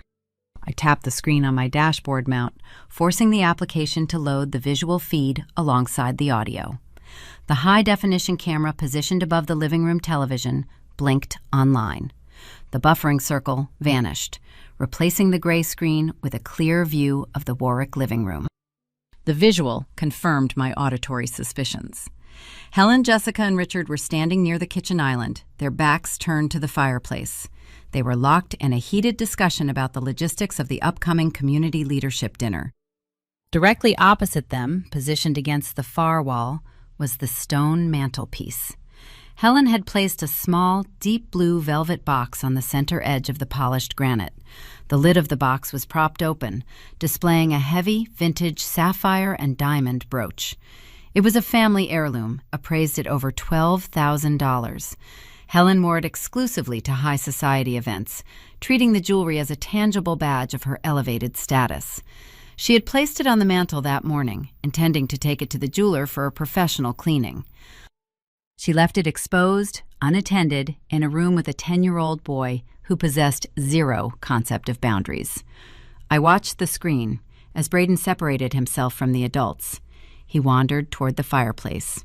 He was bored, ignored by his mother, and looking for a distraction. His eyes locked onto the open velvet box. The diamonds caught the ambient light from the television, casting small prismatic reflections against the stone. Braden did not hesitate. He dragged a heavy wooden dining chair across the floor. The microphone picked up the harsh, scraping sound of the wooden legs dragging against the hardwood. The adults at the kitchen island did not turn around. Their voices continued to overlap, drowning out the mechanical friction of the chair. Braden climbed onto the seat. He was tall for his age, but the mantel was high. He leaned forward, stretching his torso over the granite ledge, reaching for the sparkling stones. His balance was precarious. I watched him grip the edge of the velvet box. He tried to pull it toward him. The fabric caught on a small groove in the stone. Braden yanked harder, applying sudden, excessive force. The box snapped free. His hand jerked backward, throwing his center of gravity completely off the chair. He flailed his arms wildly, attempting to catch himself. His left hand slapped against the granite mantel, trying to find purchase. Instead, his palm hit the heavy sapphire brooch, launching it directly into the air. The audio feed transmitted the sound with terrifying clarity. It was not a dull thud. It was the sharp, violent noise of heavy metal and precious stones colliding with a solid slate hearth. The heavy setting shattered on impact. I heard the distinct sound of glass cracking as the central sapphire fractured and the smaller diamonds scattered across the stone tiles like a handful of gravel. Braden landed hard on his hands and knees. The microphone picked up his sudden, sharp intake of breath. The adults in the kitchen stopped talking. "What was that noise?" Richard demanded, his voice cutting through the ambient hum of the television. "Nothing," Grandpa Braden shouted back, immediately his voice cracking with rising panic. "I just dropped a book." Braden was currently staring at $12,000 of shattered heirloom jewelry scattered across the hearth. He knew exactly what he had done, and more importantly, he knew exactly how Richard Stephen reacted to the destruction of his property. My father was a man who ruled his house through intimidation. His temper was legendary quick to ignite and brutal in its execution. He did not tolerate accidents. He viewed broken objects as personal insults. Braden had witnessed that wrath directed at Maya over minor infractions, like a spilled cup of water. He understood the stakes. If Richard discovered that the golden grandchild had destroyed the centerpiece of Helen's gala outfit, the protective halo surrounding Braden would evaporate instantly. I watched the screen as survival instinct overtook the 10-year-old boy. Braden did not cry out for his mother. He did not confess. He scrambled forward onto the hearth. His small hands moved with frantic, desperate speed. He scooped up the broken gold setting, the fractured sapphire, and the loose diamonds, shoving the sharp, jagged pieces directly into the front pockets of his denim jeans. He swept his hands over the stone tiles twice, ensuring no sparkling fragments remained visible. He grabbed the empty blue velvet box and stuffed it under the heavy edge of the living room rug. He stood up, kicking the wooden chair back into its original position, just as my father's heavy footsteps began approaching the living room archway. "I am going to check on Maya," Braden yelled, his voice trembling slightly as he sprinted out of the camera frame, darting down the hallway before my father could round the corner. Richard walked into the living room. The camera captured his face as he scanned the space. He saw the wooden chair slightly out of place. He saw the empty mantelpiece. He did not see the shattered brooch, because Braden was currently carrying the evidence in his pockets down the corridor. Richard grunted, turning back toward the kitchen. "The boy is restless," he muttered to Jessica. "Keep him out of my office today." I maintained a firm grip on the steering wheel, my eyes flicking between the flooded interstate and the glowing screen on my dashboard. I had just witnessed pure, dramatic irony. I was the only person in the world who possessed the omniscient view of the crime. I knew the truth. The perpetrators were completely blind. But my analytical mind was already calculating the next sequence of events. Braden had successfully executed the initial cover-up. He had removed the physical evidence from the scene of the crime. But he could not keep broken jewelry in his pockets forever. The sharp edges would eventually tear through the fabric. His mother would eventually do his laundry. He needed to dispose of the shattered pieces permanently. More importantly, he needed to manufacture an alibi. When Helen inevitably discovered the brooch was missing, she would tear the house apart. The adults would interrogate everyone in the residence. Braden needed a scapegoat. He needed someone vulnerable, someone already positioned as the family liability, someone who lacked the credibility to mount a successful defense against a unified accusation.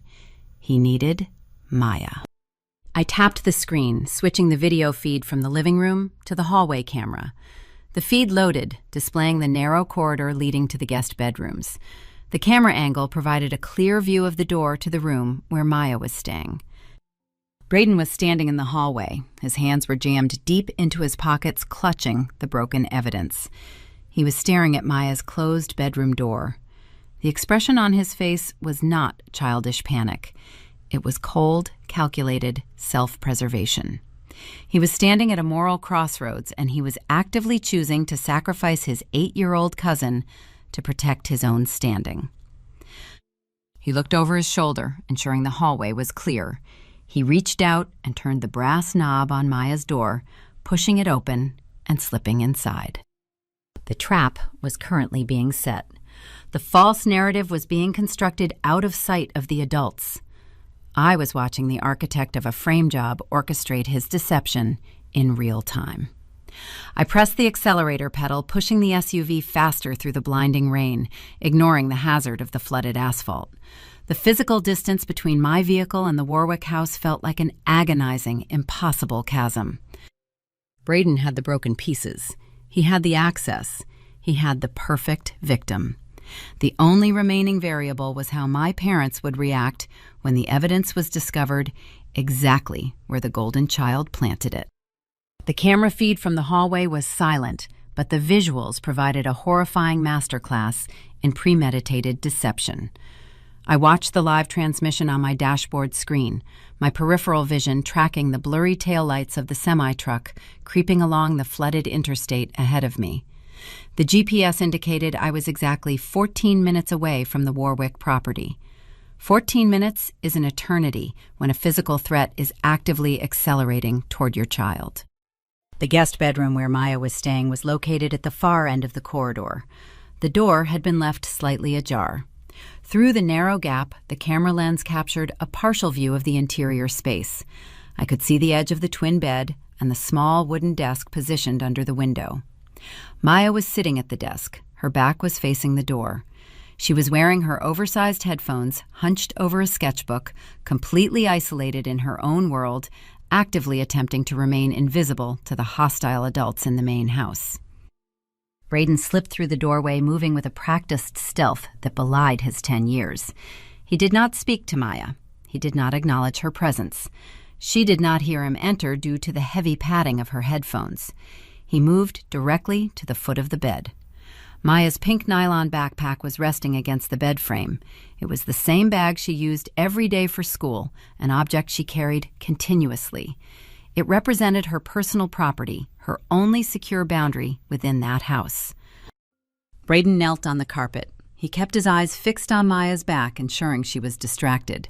His right hand reached out, grasping the front zipper pouch of the backpack. He pulled the zipper open. The movement was sharp, deliberate. He dug his left hand into the front pocket of his denim jeans. He withdrew a fistful of sharp, jagged debris. Even through the compressed video feed, the overhead bedroom light caught the glitter of the loose diamonds and the cracked face of the central sapphire. He dumped the shattered remains of Helen's $12,000 heirloom directly into Maya's bag. He shoved the broken gold setting deep into the bottom of the nylon pouch, ensuring the sharp edges were hidden beneath a layer of colored markers and crumpled school papers. He zipped the pouch shut. The frame job was executed perfectly. Braden stood up. He did not run. he walked casually backward out of the bedroom, pulling the door shut behind him. He turned around in the hallway, facing the camera lens. The panic that had gripped him near the fireplace was entirely gone. His facial expression had settled into a mask of cold, calculated confidence. He had successfully transferred the liability. He had weaponized the existing bias of the household. He knew that if a piece of broken jewelry was discovered in Maya's possession, no adult in that building would require additional evidence. They would accept her guilt as a fundamental truth because it validated their predetermined narrative. I watched him walk down the corridor, returning to the living room. I tapped the screen, switching the audio and visual feed back to the main living area. Helen was still standing by the kitchen island holding a cup of coffee. Jessica was scrolling through her phone. Richard was lowering the volume on the television broadcast, preparing to deliver a lecture on household finances. Braden walked into the center of the room. He did not hesitate. He addressed my father directly, bypassing the women. "Grandpa," he said, his voice loud, clear, and entirely devoid of the tremble I heard earlier. "I think you need to check on Maya. She was acting really weird just now." Richard stopped lowering the volume. He turned in his leather armchair, his heavy brow furrowed in immediate irritation. "What do you mean, acting weird? I told her to stay in her room until lunch." Braden took a step closer to the armchair, lowering his voice, adopting the tone of a concerned informant. "Well, I saw her sneak out of the hallway a few minutes ago. She went over to the fireplace. She grabbed something shiny off the mantel, and then she ran back to her room. I saw her shoving it into her pink backpack. She looked really guilty, Grandpa." The silence in the living room was absolute. The camera captured the exact moment the information processed through Helen's mind. Her head snapped toward the fireplace. Her eyes scanned the length of the polished granite mantelpiece. The blue velvet box was gone. The sapphire brooch was missing. Helen's coffee cup slipped from her fingers. It shattered against the hardwood floor, sending a spray of dark liquid across the pristine white baseboards. She did not register the mess. She let out a high-pitched, frantic scream. "Richard, my brooch. The sapphire. It was right there. I left it right there." Jessica dropped her phone onto the counter. She gasped, staring at her son. "Braden, you saw her take it. Are you absolutely sure?" Braden nodded solemnly, his eyes wide, projecting total innocence. "Yes, Mom. She stuffed it right into the front pocket of her bag. I think she was trying to steal it so you could not wear it to your party." The lie was devastatingly effective. It provided a motive, it identified a suspect, and it offered a direct location for the stolen asset. It played perfectly into the narrative that Vanguard family law had instructed my parents to build. A child stealing a $12,000 heirloom out of spite is exactly the kind of unmanageable behavior that validates an emergency guardianship petition. Richard Stevens stood up from his armchair. The physical transformation was terrifying. The mild irritation he displayed moments ago was replaced by a rigid, explosive fury. His face darkened, the veins corded against the side of his neck. He was a man who demanded absolute submission from his dependents. The perceived theft was not just a financial loss, it was a direct challenge to his authority. "I will handle this," he growled, his voice vibrating with suppressed violence. He did not walk, he marched. His heavy boots pounded against the hardwood floor, echoing down the hallway. I slammed my palm against the steering wheel of the SUV. The GPS interface on my phone indicated I was exactly 7 minutes away. The rain was falling so hard the windshield wipers were entirely useless. The road ahead was a blinding sheet of gray water. I pressed the accelerator, pushing the vehicle to 80 miles an hour, risking hydroplaning, ignoring the blaring horns of the semi-trucks I cut off in the passing lane. My father was walking down that hallway right now. I could not stop him. I could not speak through the camera feed without alerting them to the surveillance, compromising the entire digital evidence cache. I was forced to sit in silent, agonizing isolation, watching the feed as my father reached the end of the corridor. He did not knock on the guest bedroom door. He grabbed the brass handle and threw the door open with enough force to crack the drywall behind it. The visual feed from the hallway captured the violent intrusion. I saw Maya jump out of her desk chair, her oversized headphones sliding off her head. She spun around, her face pale, her eyes wide with sudden terror. She had absolutely no idea why her grandfather was standing in her doorway, radiating pure hostility. Richard did not speak to her. He did not demand an explanation. He lunged across the small room. He grabbed the pink nylon backpack from the floor, lifting it into the air. He turned around, marching back down the hallway, dragging the bag behind him like a trophy. Maya scrambled after him, her bare feet slipping on the hardwood, terrified, confused, pleading for him to stop. "Grandpa, please, that is my school bag. Please do not take it." "Shut your mouth," Richard roared, his voice booming through the corridor audio feed. "You do not speak. You do not say a single word until I am finished." He dragged the bag into the center of the living room, dropping it onto the floor directly in front of Helen and Jessica. Braden stood safely behind his mother, maintaining his innocent posture, watching the execution of his masterpiece. Richard dropped to one knee. He grabbed the front zipper pouch, the exact pocket Braden had utilized minutes earlier. He ripped the zipper open with enough force to tear the nylon stitching. He shoved his hand inside, bypassing the colored markers and the school papers, digging directly into the bottom of the pouch. His fingers closed around the shattered gold setting. He pulled his hand out. The broken pieces of the $12,000 sapphire brooch clattered onto the hardwood floor, joining the spilled coffee. The diamonds scattered across the rugs. The central stone was fractured beyond repair. The heavy gold backing was bent and twisted. The evidence was undeniable. The frame job was complete. The explosive chain reaction had reached the point of ignition. And I was still miles away, fighting a hurricane on a flooded interstate, praying I would reach the front door before the detonation destroyed my daughter. The sound of the shattered jewelry hitting the hardwood floor severed the final thread of restraint inside my parents' house. Through the audio feed broadcasting in my speeding SUV, the ensuing silence lasted for a fraction of a second before the room erupted into a deafening, chaotic explosion. Helen collapsed onto the edge of the sofa, clutching her chest. She stared at the broken gold setting and the scattered diamonds, her breath coming in ragged gasps. "My heirloom," she wailed, her voice breaking into a hysterical sob. "My brooch, it is ruined. It is completely destroyed." Richard did not look at the broken jewelry. He looked at the 8-year-old girl standing trembling in the hallway archway. His face was a mask of unadulterated fury. The perceived theft of a $12,000 asset, combined with the physical destruction of the property, pushed him past the point of rational discipline.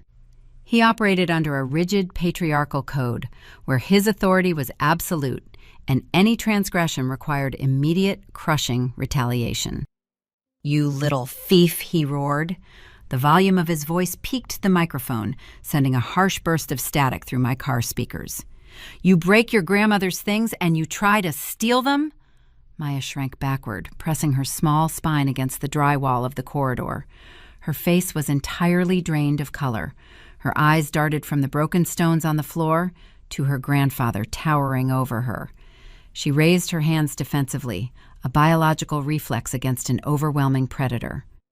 "I did not take it, Grandpa," she pleaded, her voice thin and shaking. "I swear I did not take it. I was in my room drawing. I was not even in the living room." "Do not lie to me," Richard bellowed, stepping over the ruined bag and closing the distance between them. "Braden saw you. He saw you sneaking around the fireplace. He saw you shove it into your bag. Are you calling your cousin a liar?" "I was not out here," Maya cried, tears finally spilling over her eyelashes, tracking down her pale cheeks. "I do not know how it got in there. I do not know."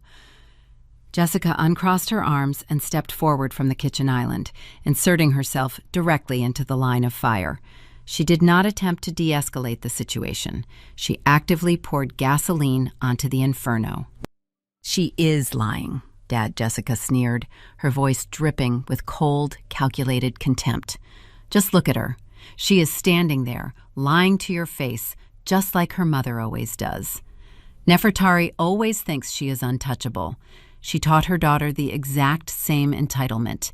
You cannot let her get away with this. The psychological alignment in the room was absolute. 3 towering adults and 1 protected 10-year-old boy, all unified against a solitary 80-pound target. Not a single person questioned the logistics of the event. Not a single person asked how a child could shatter a heavy gold setting without causing a massive disturbance. They simply accepted the guilt because it fit the parameters of the narrative they desperately needed to construct for Vanguard family law. Maya was the thief. Maya was the liability. Maya was the justification for their impending guardianship petition. Outside, the storm raged. The microphone picked up the violent shrieking of the coastal wind, rattling the heavy window panes. The nor'easter was currently battering the Rhode Island coastline with sustained 50-mile-per-hour gusts. The rain was falling so heavily it sounded like handfuls of gravel being thrown against the siding of the house. Richard reached out and clamped his heavy hand around Maya's upper arm.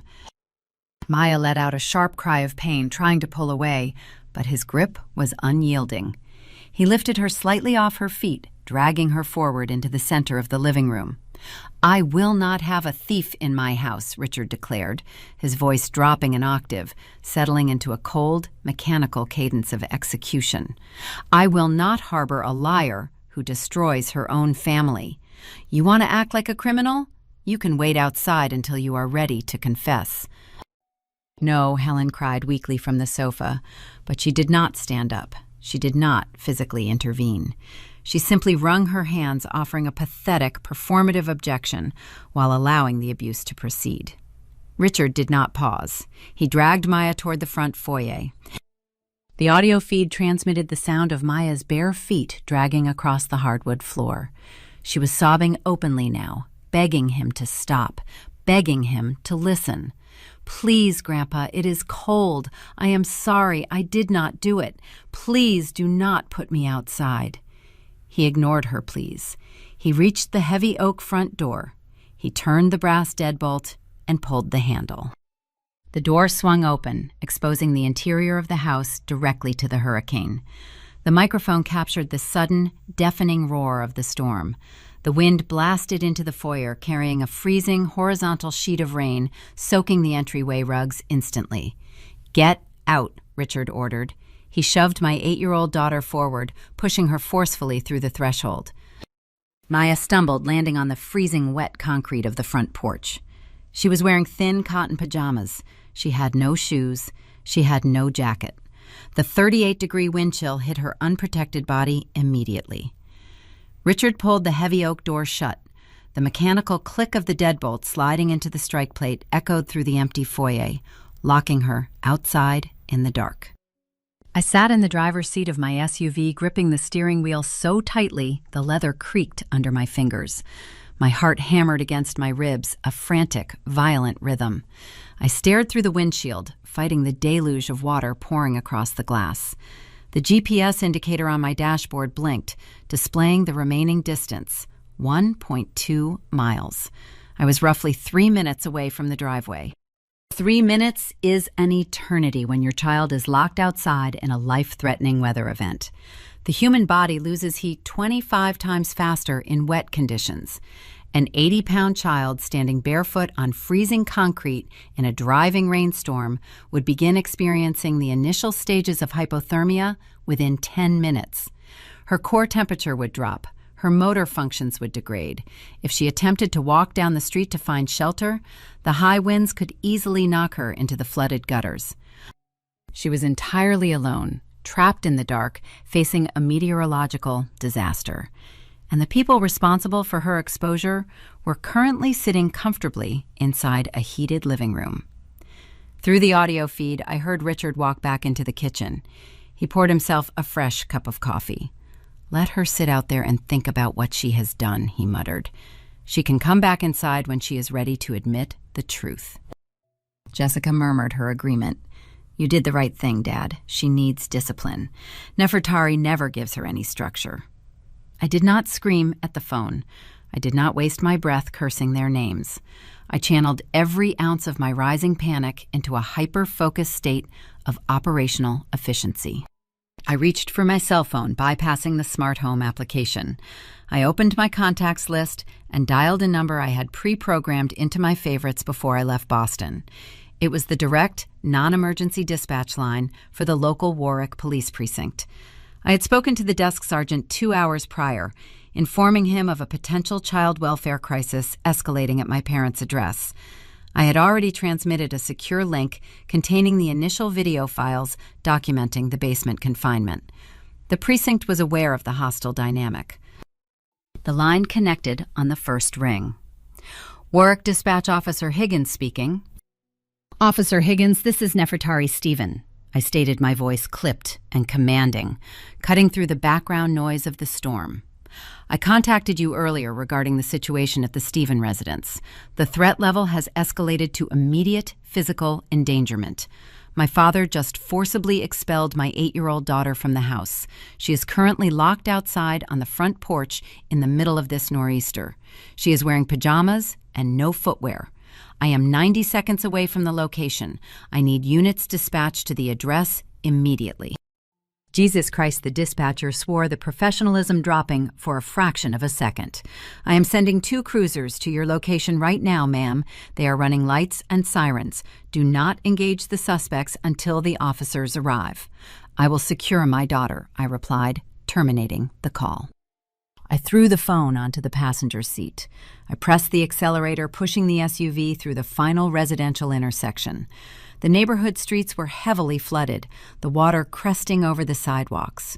I ignored the deep standing water, forcing the heavy vehicle forward, tires throwing massive wakes of dirty runoff into the manicured lawns.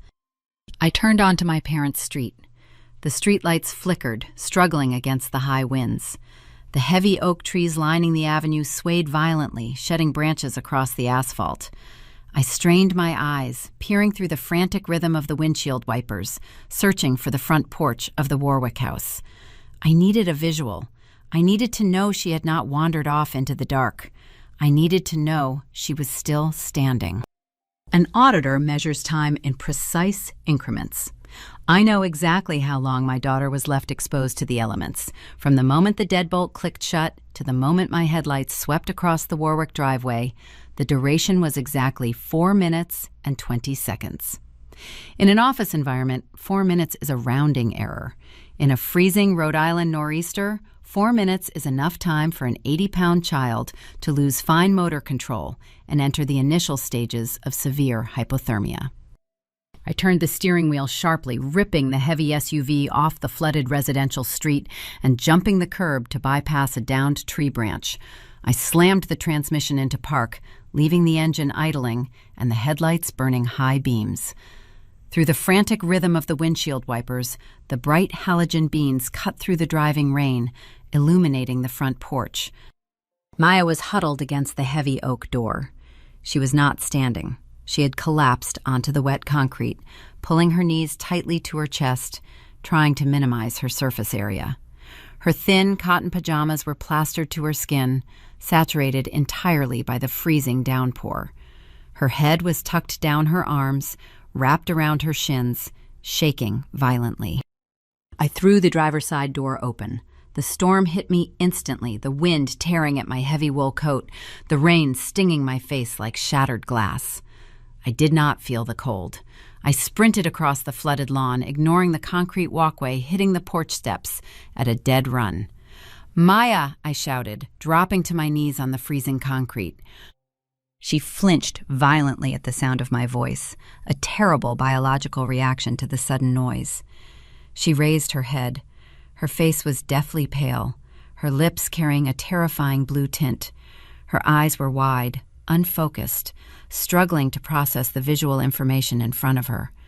"Mommy," she whispered, her teeth chattering so hard the word barely formed. "I am here, baby," I said. I stripped off my heavy wool coat, exposing myself to the freezing rain. I wrapped the thick, dry wool completely around her shivering torso, swaddling her like an infant. I did not ask her to stand. I scooped her up, lifting her 80-pound frame entirely off the wet concrete, holding her tightly against my chest. Her skin felt like ice. I turned around and ran back across the flooded lawn. I pulled open the rear passenger door of the SUV. The interior was blasting heat, a sanctuary of 90-degree air. I placed her onto the leather back seat, wrapping the wool coat tighter around her shoulders. I buckled the seatbelt across her chest, securing her in place. "You are safe now," I told her, smoothing her soaking wet hair away from her forehead. "Do not move. Let the heater warm you up.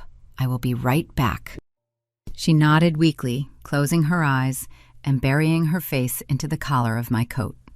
I slammed the vehicle door shut, locking it from the outside via my key fob, ensuring she was completely secured in a controlled environment. I turned back toward the house. The cavalry had arrived. 2 Warwick police cruisers had pulled into the driveway directly behind my SUV, their red and blue emergency lights cutting frantic strobes through the dark gray sheets of rain. 4 uniformed officers stepped out of the vehicles, pulling their high-visibility rain jackets tight against the wind.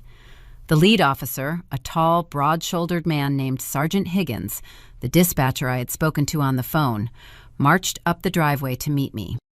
"Is the child secure, Miss Stephen?" he yelled over the howling wind. "She is secured in my vehicle," I shouted back, pointing to the idling SUV. "She is suffering from exposure." Higgins nodded, his jaw set in a hard, grim line. He gestured to the 2 officers behind him, pointing toward the heavy oak door. "Let us initiate contact." I followed the police officers up the front steps. They did not knock politely. They did not ring the doorbell. Higgins raised his heavy Maglite flashlight and pounded the metal casing against the solid wood, generating a series of loud, aggressive strikes that echoed over the storm. "Warwick Police Department," Higgins bellowed. "Open the door immediately." I stood slightly behind the wall of high-visibility yellow jackets, the freezing rain soaking through my blouse, entirely unfazed by the temperature. I watched the brass handle turn. The door swung inward. Richard Stevens stood in the foyer. He was holding a fresh cup of coffee in his right hand. The righteous fury that had dominated his features 4 minutes ago was still present. He opened the door, expecting to find Maya shivering, ready to beg for forgiveness, ready to submit to his authority. Instead, he found 4 armed police officers and his eldest daughter. The psychological collapse of an abusive patriarch is a sudden, staggering event. Richard operated in a closed ecosystem where he controlled the narrative, the finances, and the physical space. He was a tyrant in a kingdom of one. The sudden appearance of external state authority shattered that illusion instantly. His face went completely slack. The color drained from his cheeks, pooling into an unhealthy gray pallor. His eyes darted from Sergeant Higgins to the flashing cruiser lights in the driveway, and finally locked onto me. "Nefertari," he stammered, his voice stripped of all volume and command. "What are you doing here? You are supposed to be in Chicago." I did not answer him. I let the silence hang, allowing the realization of the red herring to fully saturate his mind. He realized the text messages were a diversion.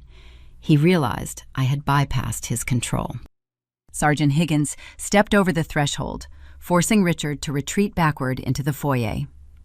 "Mr. Stephen, we received a dispatch call regarding a child endangerment situation at this address. The complainant stated you forcibly expelled an 8-year-old minor into a severe weather event without proper clothing. We have located the minor, secured in a vehicle outside, showing signs of hypothermia." Richard stumbled backward, his heel catching on the edge of the foyer rug. He spilled hot coffee over his knuckles, but he did not flinch. He raised his free hand defensively, attempting to reestablish his dominance over a situation rapidly spinning out of his control. "Officers, you do not understand," he started, his voice rising in pitch, adopting the tone of a reasonable man dealing with an unreasonable bureaucracy. "This is a family matter. A discipline issue. The girl stole a highly valuable piece of jewelry from her grandmother and destroyed it. I put her outside for a few minutes to think about her actions. It was a temporary timeout." Helen and Jessica appeared in the hallway archway drawn by the commotion. Helen gasped, dropping a dish towel onto the floor when she saw the police uniforms. Jessica instantly moved to stand beside her father, placing a protective hand on his arm. "Dad is telling the truth," Jessica interjected, her voice loud and shrill. "Maya is a thief. She smashed a $12,000 heirloom. She was acting completely out of control. We had to remove her from the living room for our own safety. Nefertari is just trying to cause trouble because she is a terrible absentee mother." I stood in the doorway, the rain dripping from my hair, listening to them construct their defensive narrative. They were utilizing the exact strategy Vanguard family law would have recommended. They were spinning the incident into a behavioral crisis, blaming the child, minimizing the abuse, and questioning my fitness as a parent. They were doubling down on the frame job, believing their collective testimony would outweigh the word of a single mother. They thought they controlled the evidence.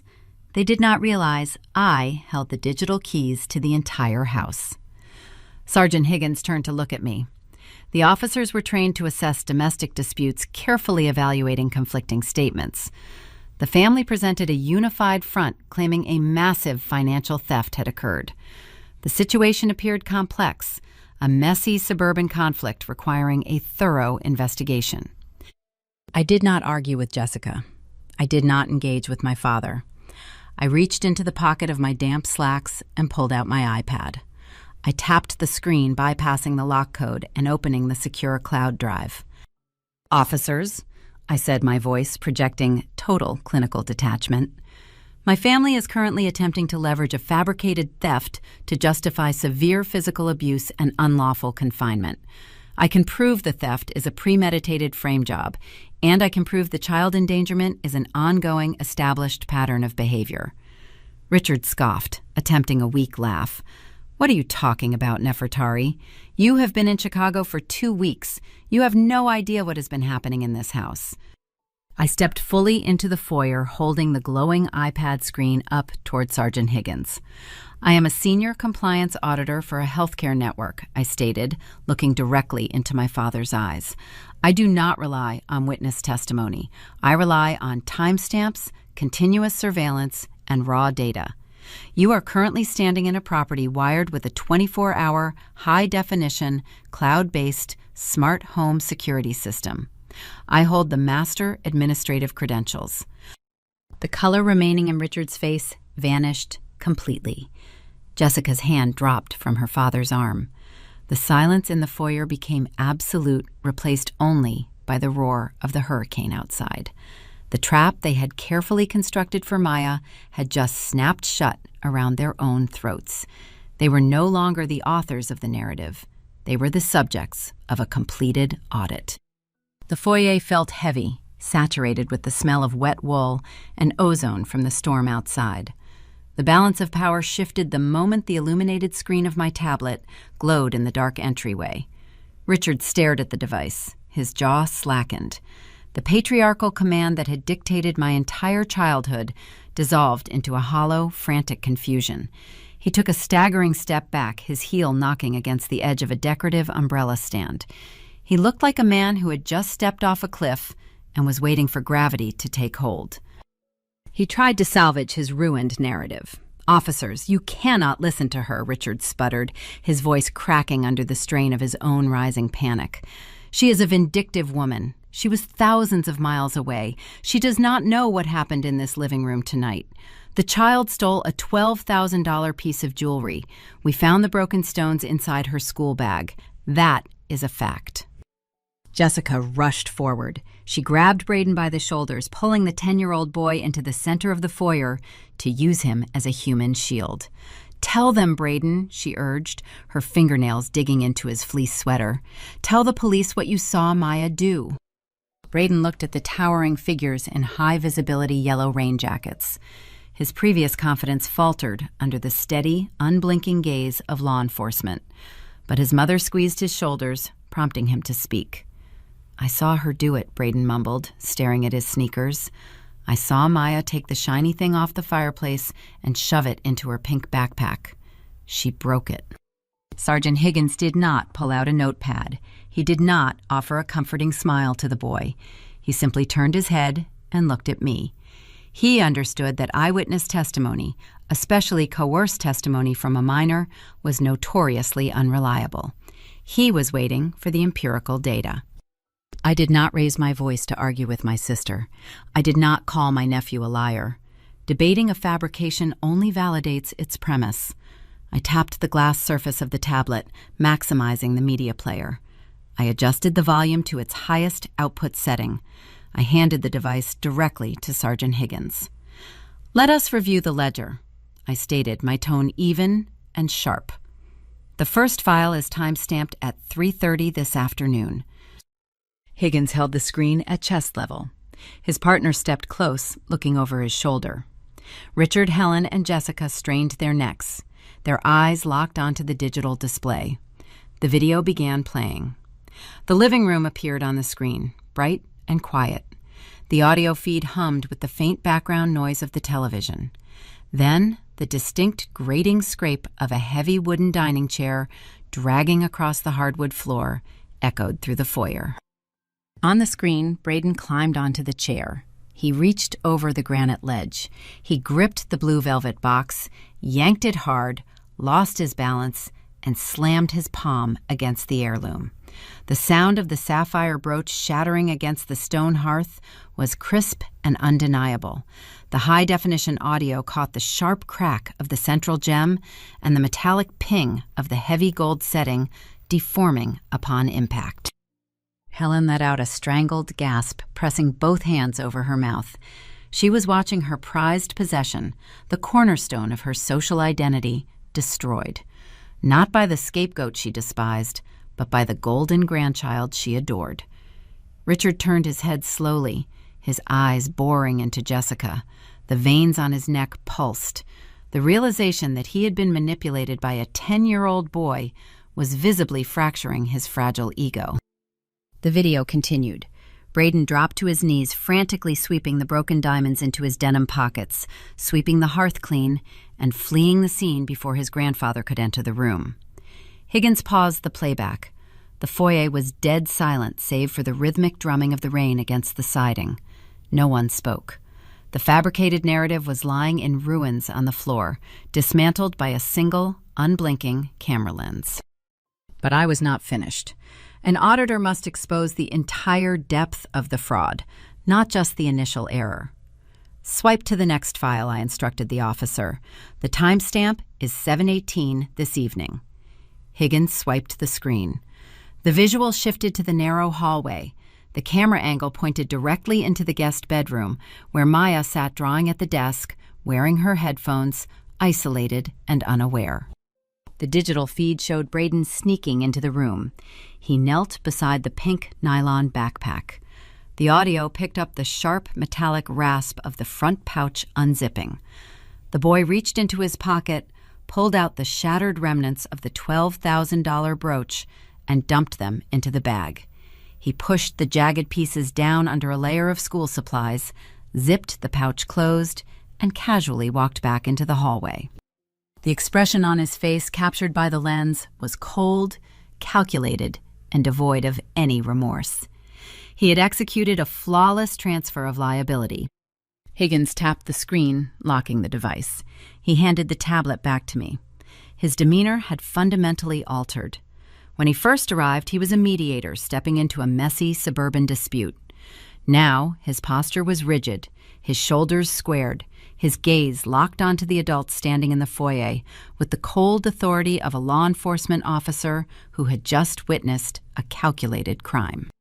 Braden cracked first.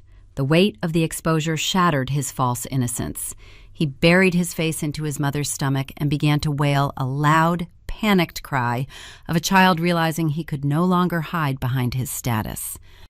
Jessica reacted with frantic, illogical desperation. "It is a fake!" she shrieked, her voice echoing painfully off the high ceiling. She faked the video. You can alter things on computers now. She doctored the footage to make my son look bad. He is a good boy. He would never do something like that. She is trying to ruin us. Sergeant Higgins stared at her. The disgust on his face was palpable, a deep professional revulsion toward a mother willing to sacrifice an 8-year-old girl to a hurricane just to protect her own pride. Ma'am Higgins said, his voice dropping into a low, menacing register that commanded instant silence. I just watched your son commit property damage, tamper with evidence, and execute a frame job. I watched your father use that fabricated evidence to throw an 80-pound child into a freezing storm. You are currently attempting to lie to a sworn officer to obstruct an active investigation. He stepped forward, closing the distance between himself and my sister. His partner unclipped the radio from his shoulder strap, signaling a shift in operational protocol. You are very lucky we are only processing a child endangerment citation tonight, Higgins continued, his eyes shifting from Jessica to Richard. Because if I wanted to, I could add filing a false police report, grand larceny by proxy, and criminal conspiracy to the docket. Do not insult my intelligence again. You will remain in this foyer while my officers take your formal statements. If any of you attempt to leave this room, you will be placed in handcuffs. The legal trap had snapped shut with bone-breaking force. My father was neutralized, confined to his own entryway under the threat of arrest. My sister was exposed as a complicit enabler. My mother was mourning a piece of jewelry while her family crumbled around her. The physical safety of my daughter was secured, and the state held the undeniable proof of their abuse. I turned my back on them, walking toward the heavy oak door. The police would handle the criminal citations, the court dates, and the formal reports. They would ensure the Stephen family answered to the law. But the law was only one half of the ledger. I had dismantled their physical authority, but the true vulnerability of their empire was hidden inside a commercial bank vault in downtown Providence. It was time to balance the financial accounts. I stopped with my hand resting on the brass handle of the heavy oak door. The storm outside was still raging, the wind driving freezing rain against the porch, but the atmosphere inside the foyer had become suffocatingly still. Sergeant Higgins and his partner stood like sentinels, boxing my family into a corner they could not talk their way out of. I turned around slowly. I looked at the 3 adults who had raised me, who had smiled at me across holiday dinner tables, who had silently agreed that my daughter's safety was a disposable commodity. They looked small. Stripped of their ability to manipulate the narrative, they were just aging people standing in a wet hallway, waiting for the consequences to arrive. I reached into the inner pocket of my damp wool slacks. I withdrew a thick, folded document printed on heavy legal stock. I held it in my right hand, resting it against my thigh. "Dad," I said, my voice carrying across the space, steady, flat, and entirely devoid of anger. Richard lifted his head. His eyes were bloodshot, the skin around his mouth sagging with the sudden weight of his impending arrest. "What do you want, Nefertari?" he whispered, his voice a hollow rasp. "You proved your point. You showed the police your video. We made a mistake. Are you happy now?" "I do not operate on happiness, Dad," I replied. "I operate on contracts. 3 years ago, you came to me because your retail business was failing. You asked me to co-sign a $400,000 commercial restructuring loan to save this house and your storefront. I agreed to secure that capital for you. But because I understand exactly who you are, I had my attorney insert a specific clause into that agreement." Richard frowned, confusion momentarily overriding his fear. "A clause? What are you talking about?" "Page 4, Section 7, Paragraph B," I recited, quoting the ledger from memory. "The moral turpitude and civil liability clause. It explicitly states that if the primary borrower is cited, investigated, or formally charged with a crime involving moral failing, domestic violence, or child endangerment, the cosigner retains the unilateral right to declare the loan in immediate default." The color that had briefly returned to Richard's face vanished again. He opened his mouth, but no sound came out. He was a businessman. He understood the mechanics of commercial debt. He understood what a default declaration meant. By generating a formal police report for child endangerment tonight, I continued, my eyes locking onto his. You have triggered that clause. I am contacting the Commercial Lending Division at 8 o'clock tomorrow morning. I am invoking my right to default. The bank will call in the entire $400,000 balance immediately. Since you do not have the liquidity to cover the margin, they will seize your commercial assets and foreclose on this property. Richard physically stumbled backward. His shoulders hit the drywall behind him, his knees buckling slightly under the weight of the financial execution. You cannot do that, he gasped, his hands trembling as he reached out toward me. You will bankrupt us. We will lose the store. We will lose the house. You cannot throw your own parents out onto the street. You should have thought about the house before you locked my daughter outside of it, I said, my voice dropping to a freezing whisper. I walked across the foyer, my wet shoes squeaking softly on the hardwood. I stopped 2 feet in front of him. I raised the folded legal document and pressed it firmly against his chest, forcing him to take it. That is a formal notice of financial clawback, drafted by my attorney David Miller, I informed him. It documents the unauthorized diversion of restricted child care funds you siphoned to pay for Braden's hockey league. It also details the $3,500 retainer you wired to Vanguard Family Law using my joint account, intending to build a fraudulent custody case against me. You owe me $3,400. David expects a certified cashier's check delivered to his Providence office by 5 o'clock on Friday. If you fail to deliver the funds, he will file a civil theft suit, compounding your current criminal charges. Helen let out a sharp, wailing cry, collapsing onto the bottom step of the staircase, burying her face in her hands. The reality of the systemic destruction had finally penetrated her denial. The gala, the social status, the pristine suburban facade, it was all burning to the ground in front of her. Jessica shrank back, pulling Braden tighter against her legs, her eyes wide with terror, realizing that the financial ruin of her parents meant the end of her own subsidized lifestyle.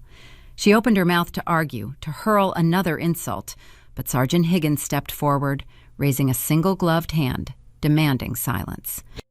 The audit is complete, I said, turning my back on them for the final time. I pulled the heavy oak door open, stepping out into the freezing Rhode Island hurricane. I did not look back as the door clicked shut, sealing them inside with the police officers and the ruins of their own arrogance.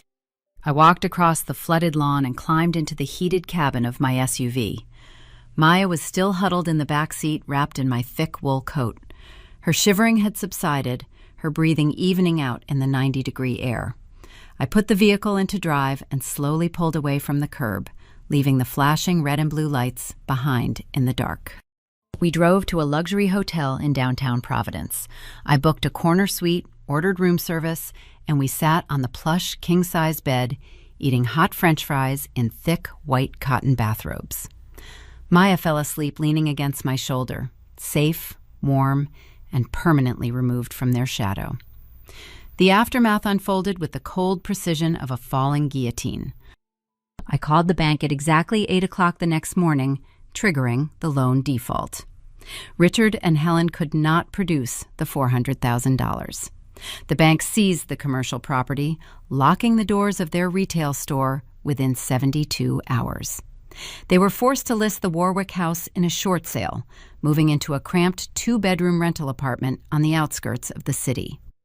The police visit shattered Helen's carefully cultivated social standing. The rumor of the child endangerment citation spread rapidly through the neighborhood network. She was quietly uninvited from the community leadership gala committee, entirely exiled from the affluent circles she had prioritized over her own granddaughter. The security footage of the frame job proved catastrophic for Jessica.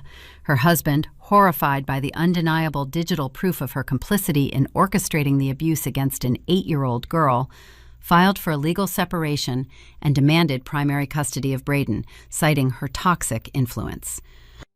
As for me, my attorney presented the time-stamped video evidence, the thermostat logs, and the financial theft records to a family court judge. The proceeding lasted less than 20 minutes. The judge granted me emergency, sole, physical, and legal custody of Maya, along with a permanent restraining order.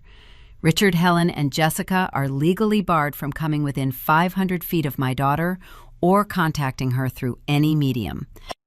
Families rely on a deeply flawed psychological illusion. They operate on the belief that a shared last name acts as an infinite shield against consequence. They expect you to scream, they expect you to cry, they expect you to engage in endless emotional battles and eventually capitulate to keep the peace. They are entirely unprepared to face a victim who stops feeling and starts documenting. They do not know how to fight someone who views their cruelty not as a personal failure, but as a systemic vulnerability. My parents thought they could treat my daughter like a stray dog because they believed I was just a blind paycheck tethered to their demands. They did not understand they were dealing with an auditor. I track missing assets. I expose fraudulent logs. I balance the books. And when a system proves itself to be toxic beyond repair, I do not try to fix it. I burn it to the ground. We all carry an invisible ledger.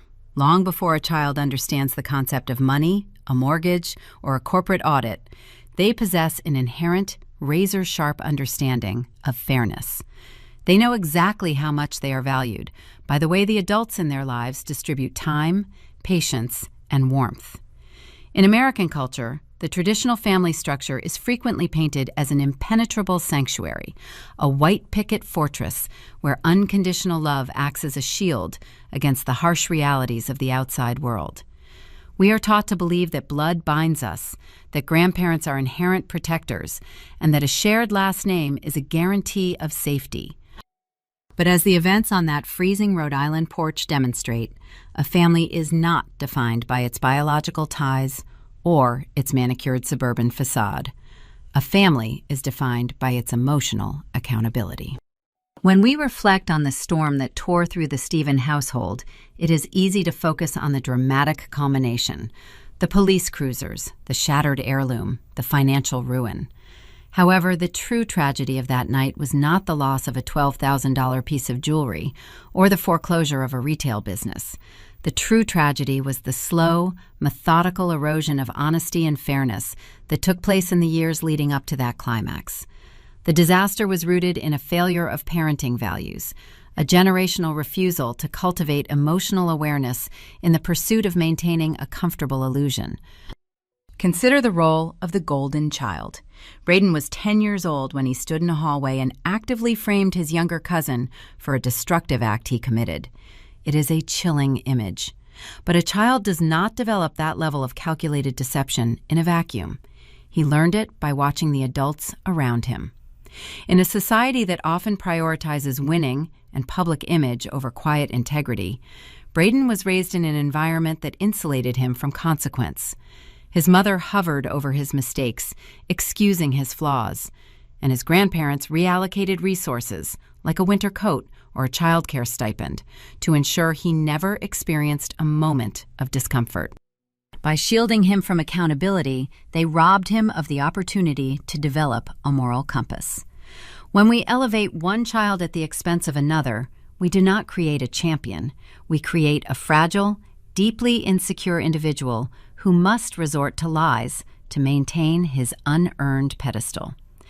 Braden's actions were the direct result of a family that valued public perfection over private honesty. The long-term guidance he received taught him that survival depends on finding a scapegoat. On the opposite end of this toxic spectrum is the child who is assigned the burden of carrying the family's flaws. Maya was taught from a young age that her presence was an obligation.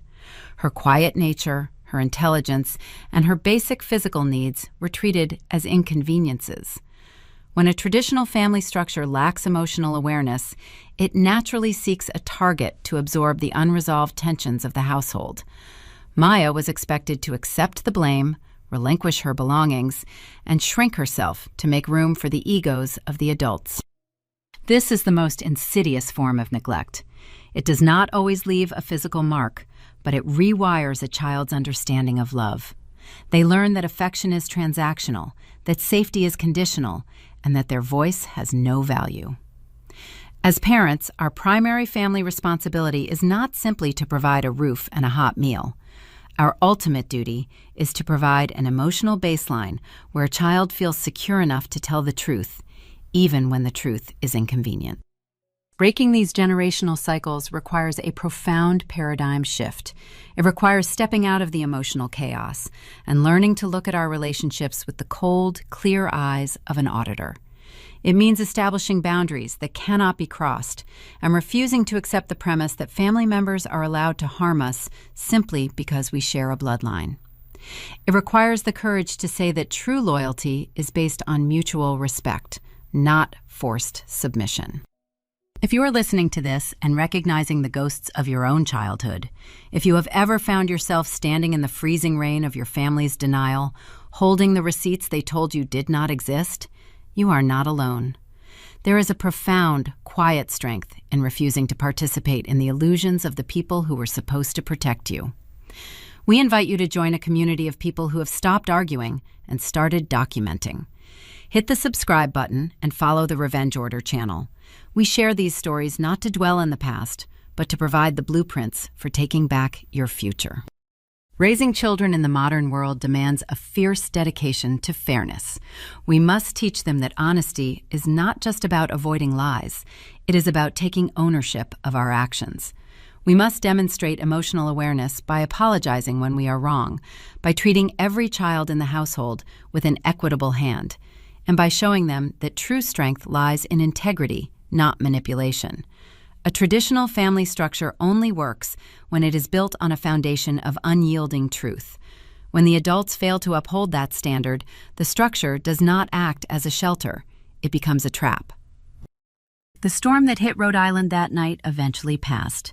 The floodwaters receded, the winds died down, and the morning sun rose over a quiet, altered landscape. But the emotional weather inside a family is rarely so predictable. We build our homes, install our locks, and pull the curtains tight, believing we have shut the danger out. Yet, the most profound threats seldom arrive from the outside.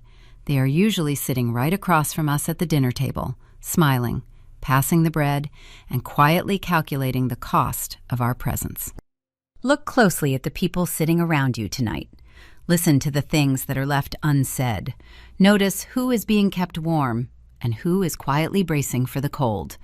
The ledger is always being written, line by line, choice by choice. The only question left is what you will do when the accounts finally need to be settled.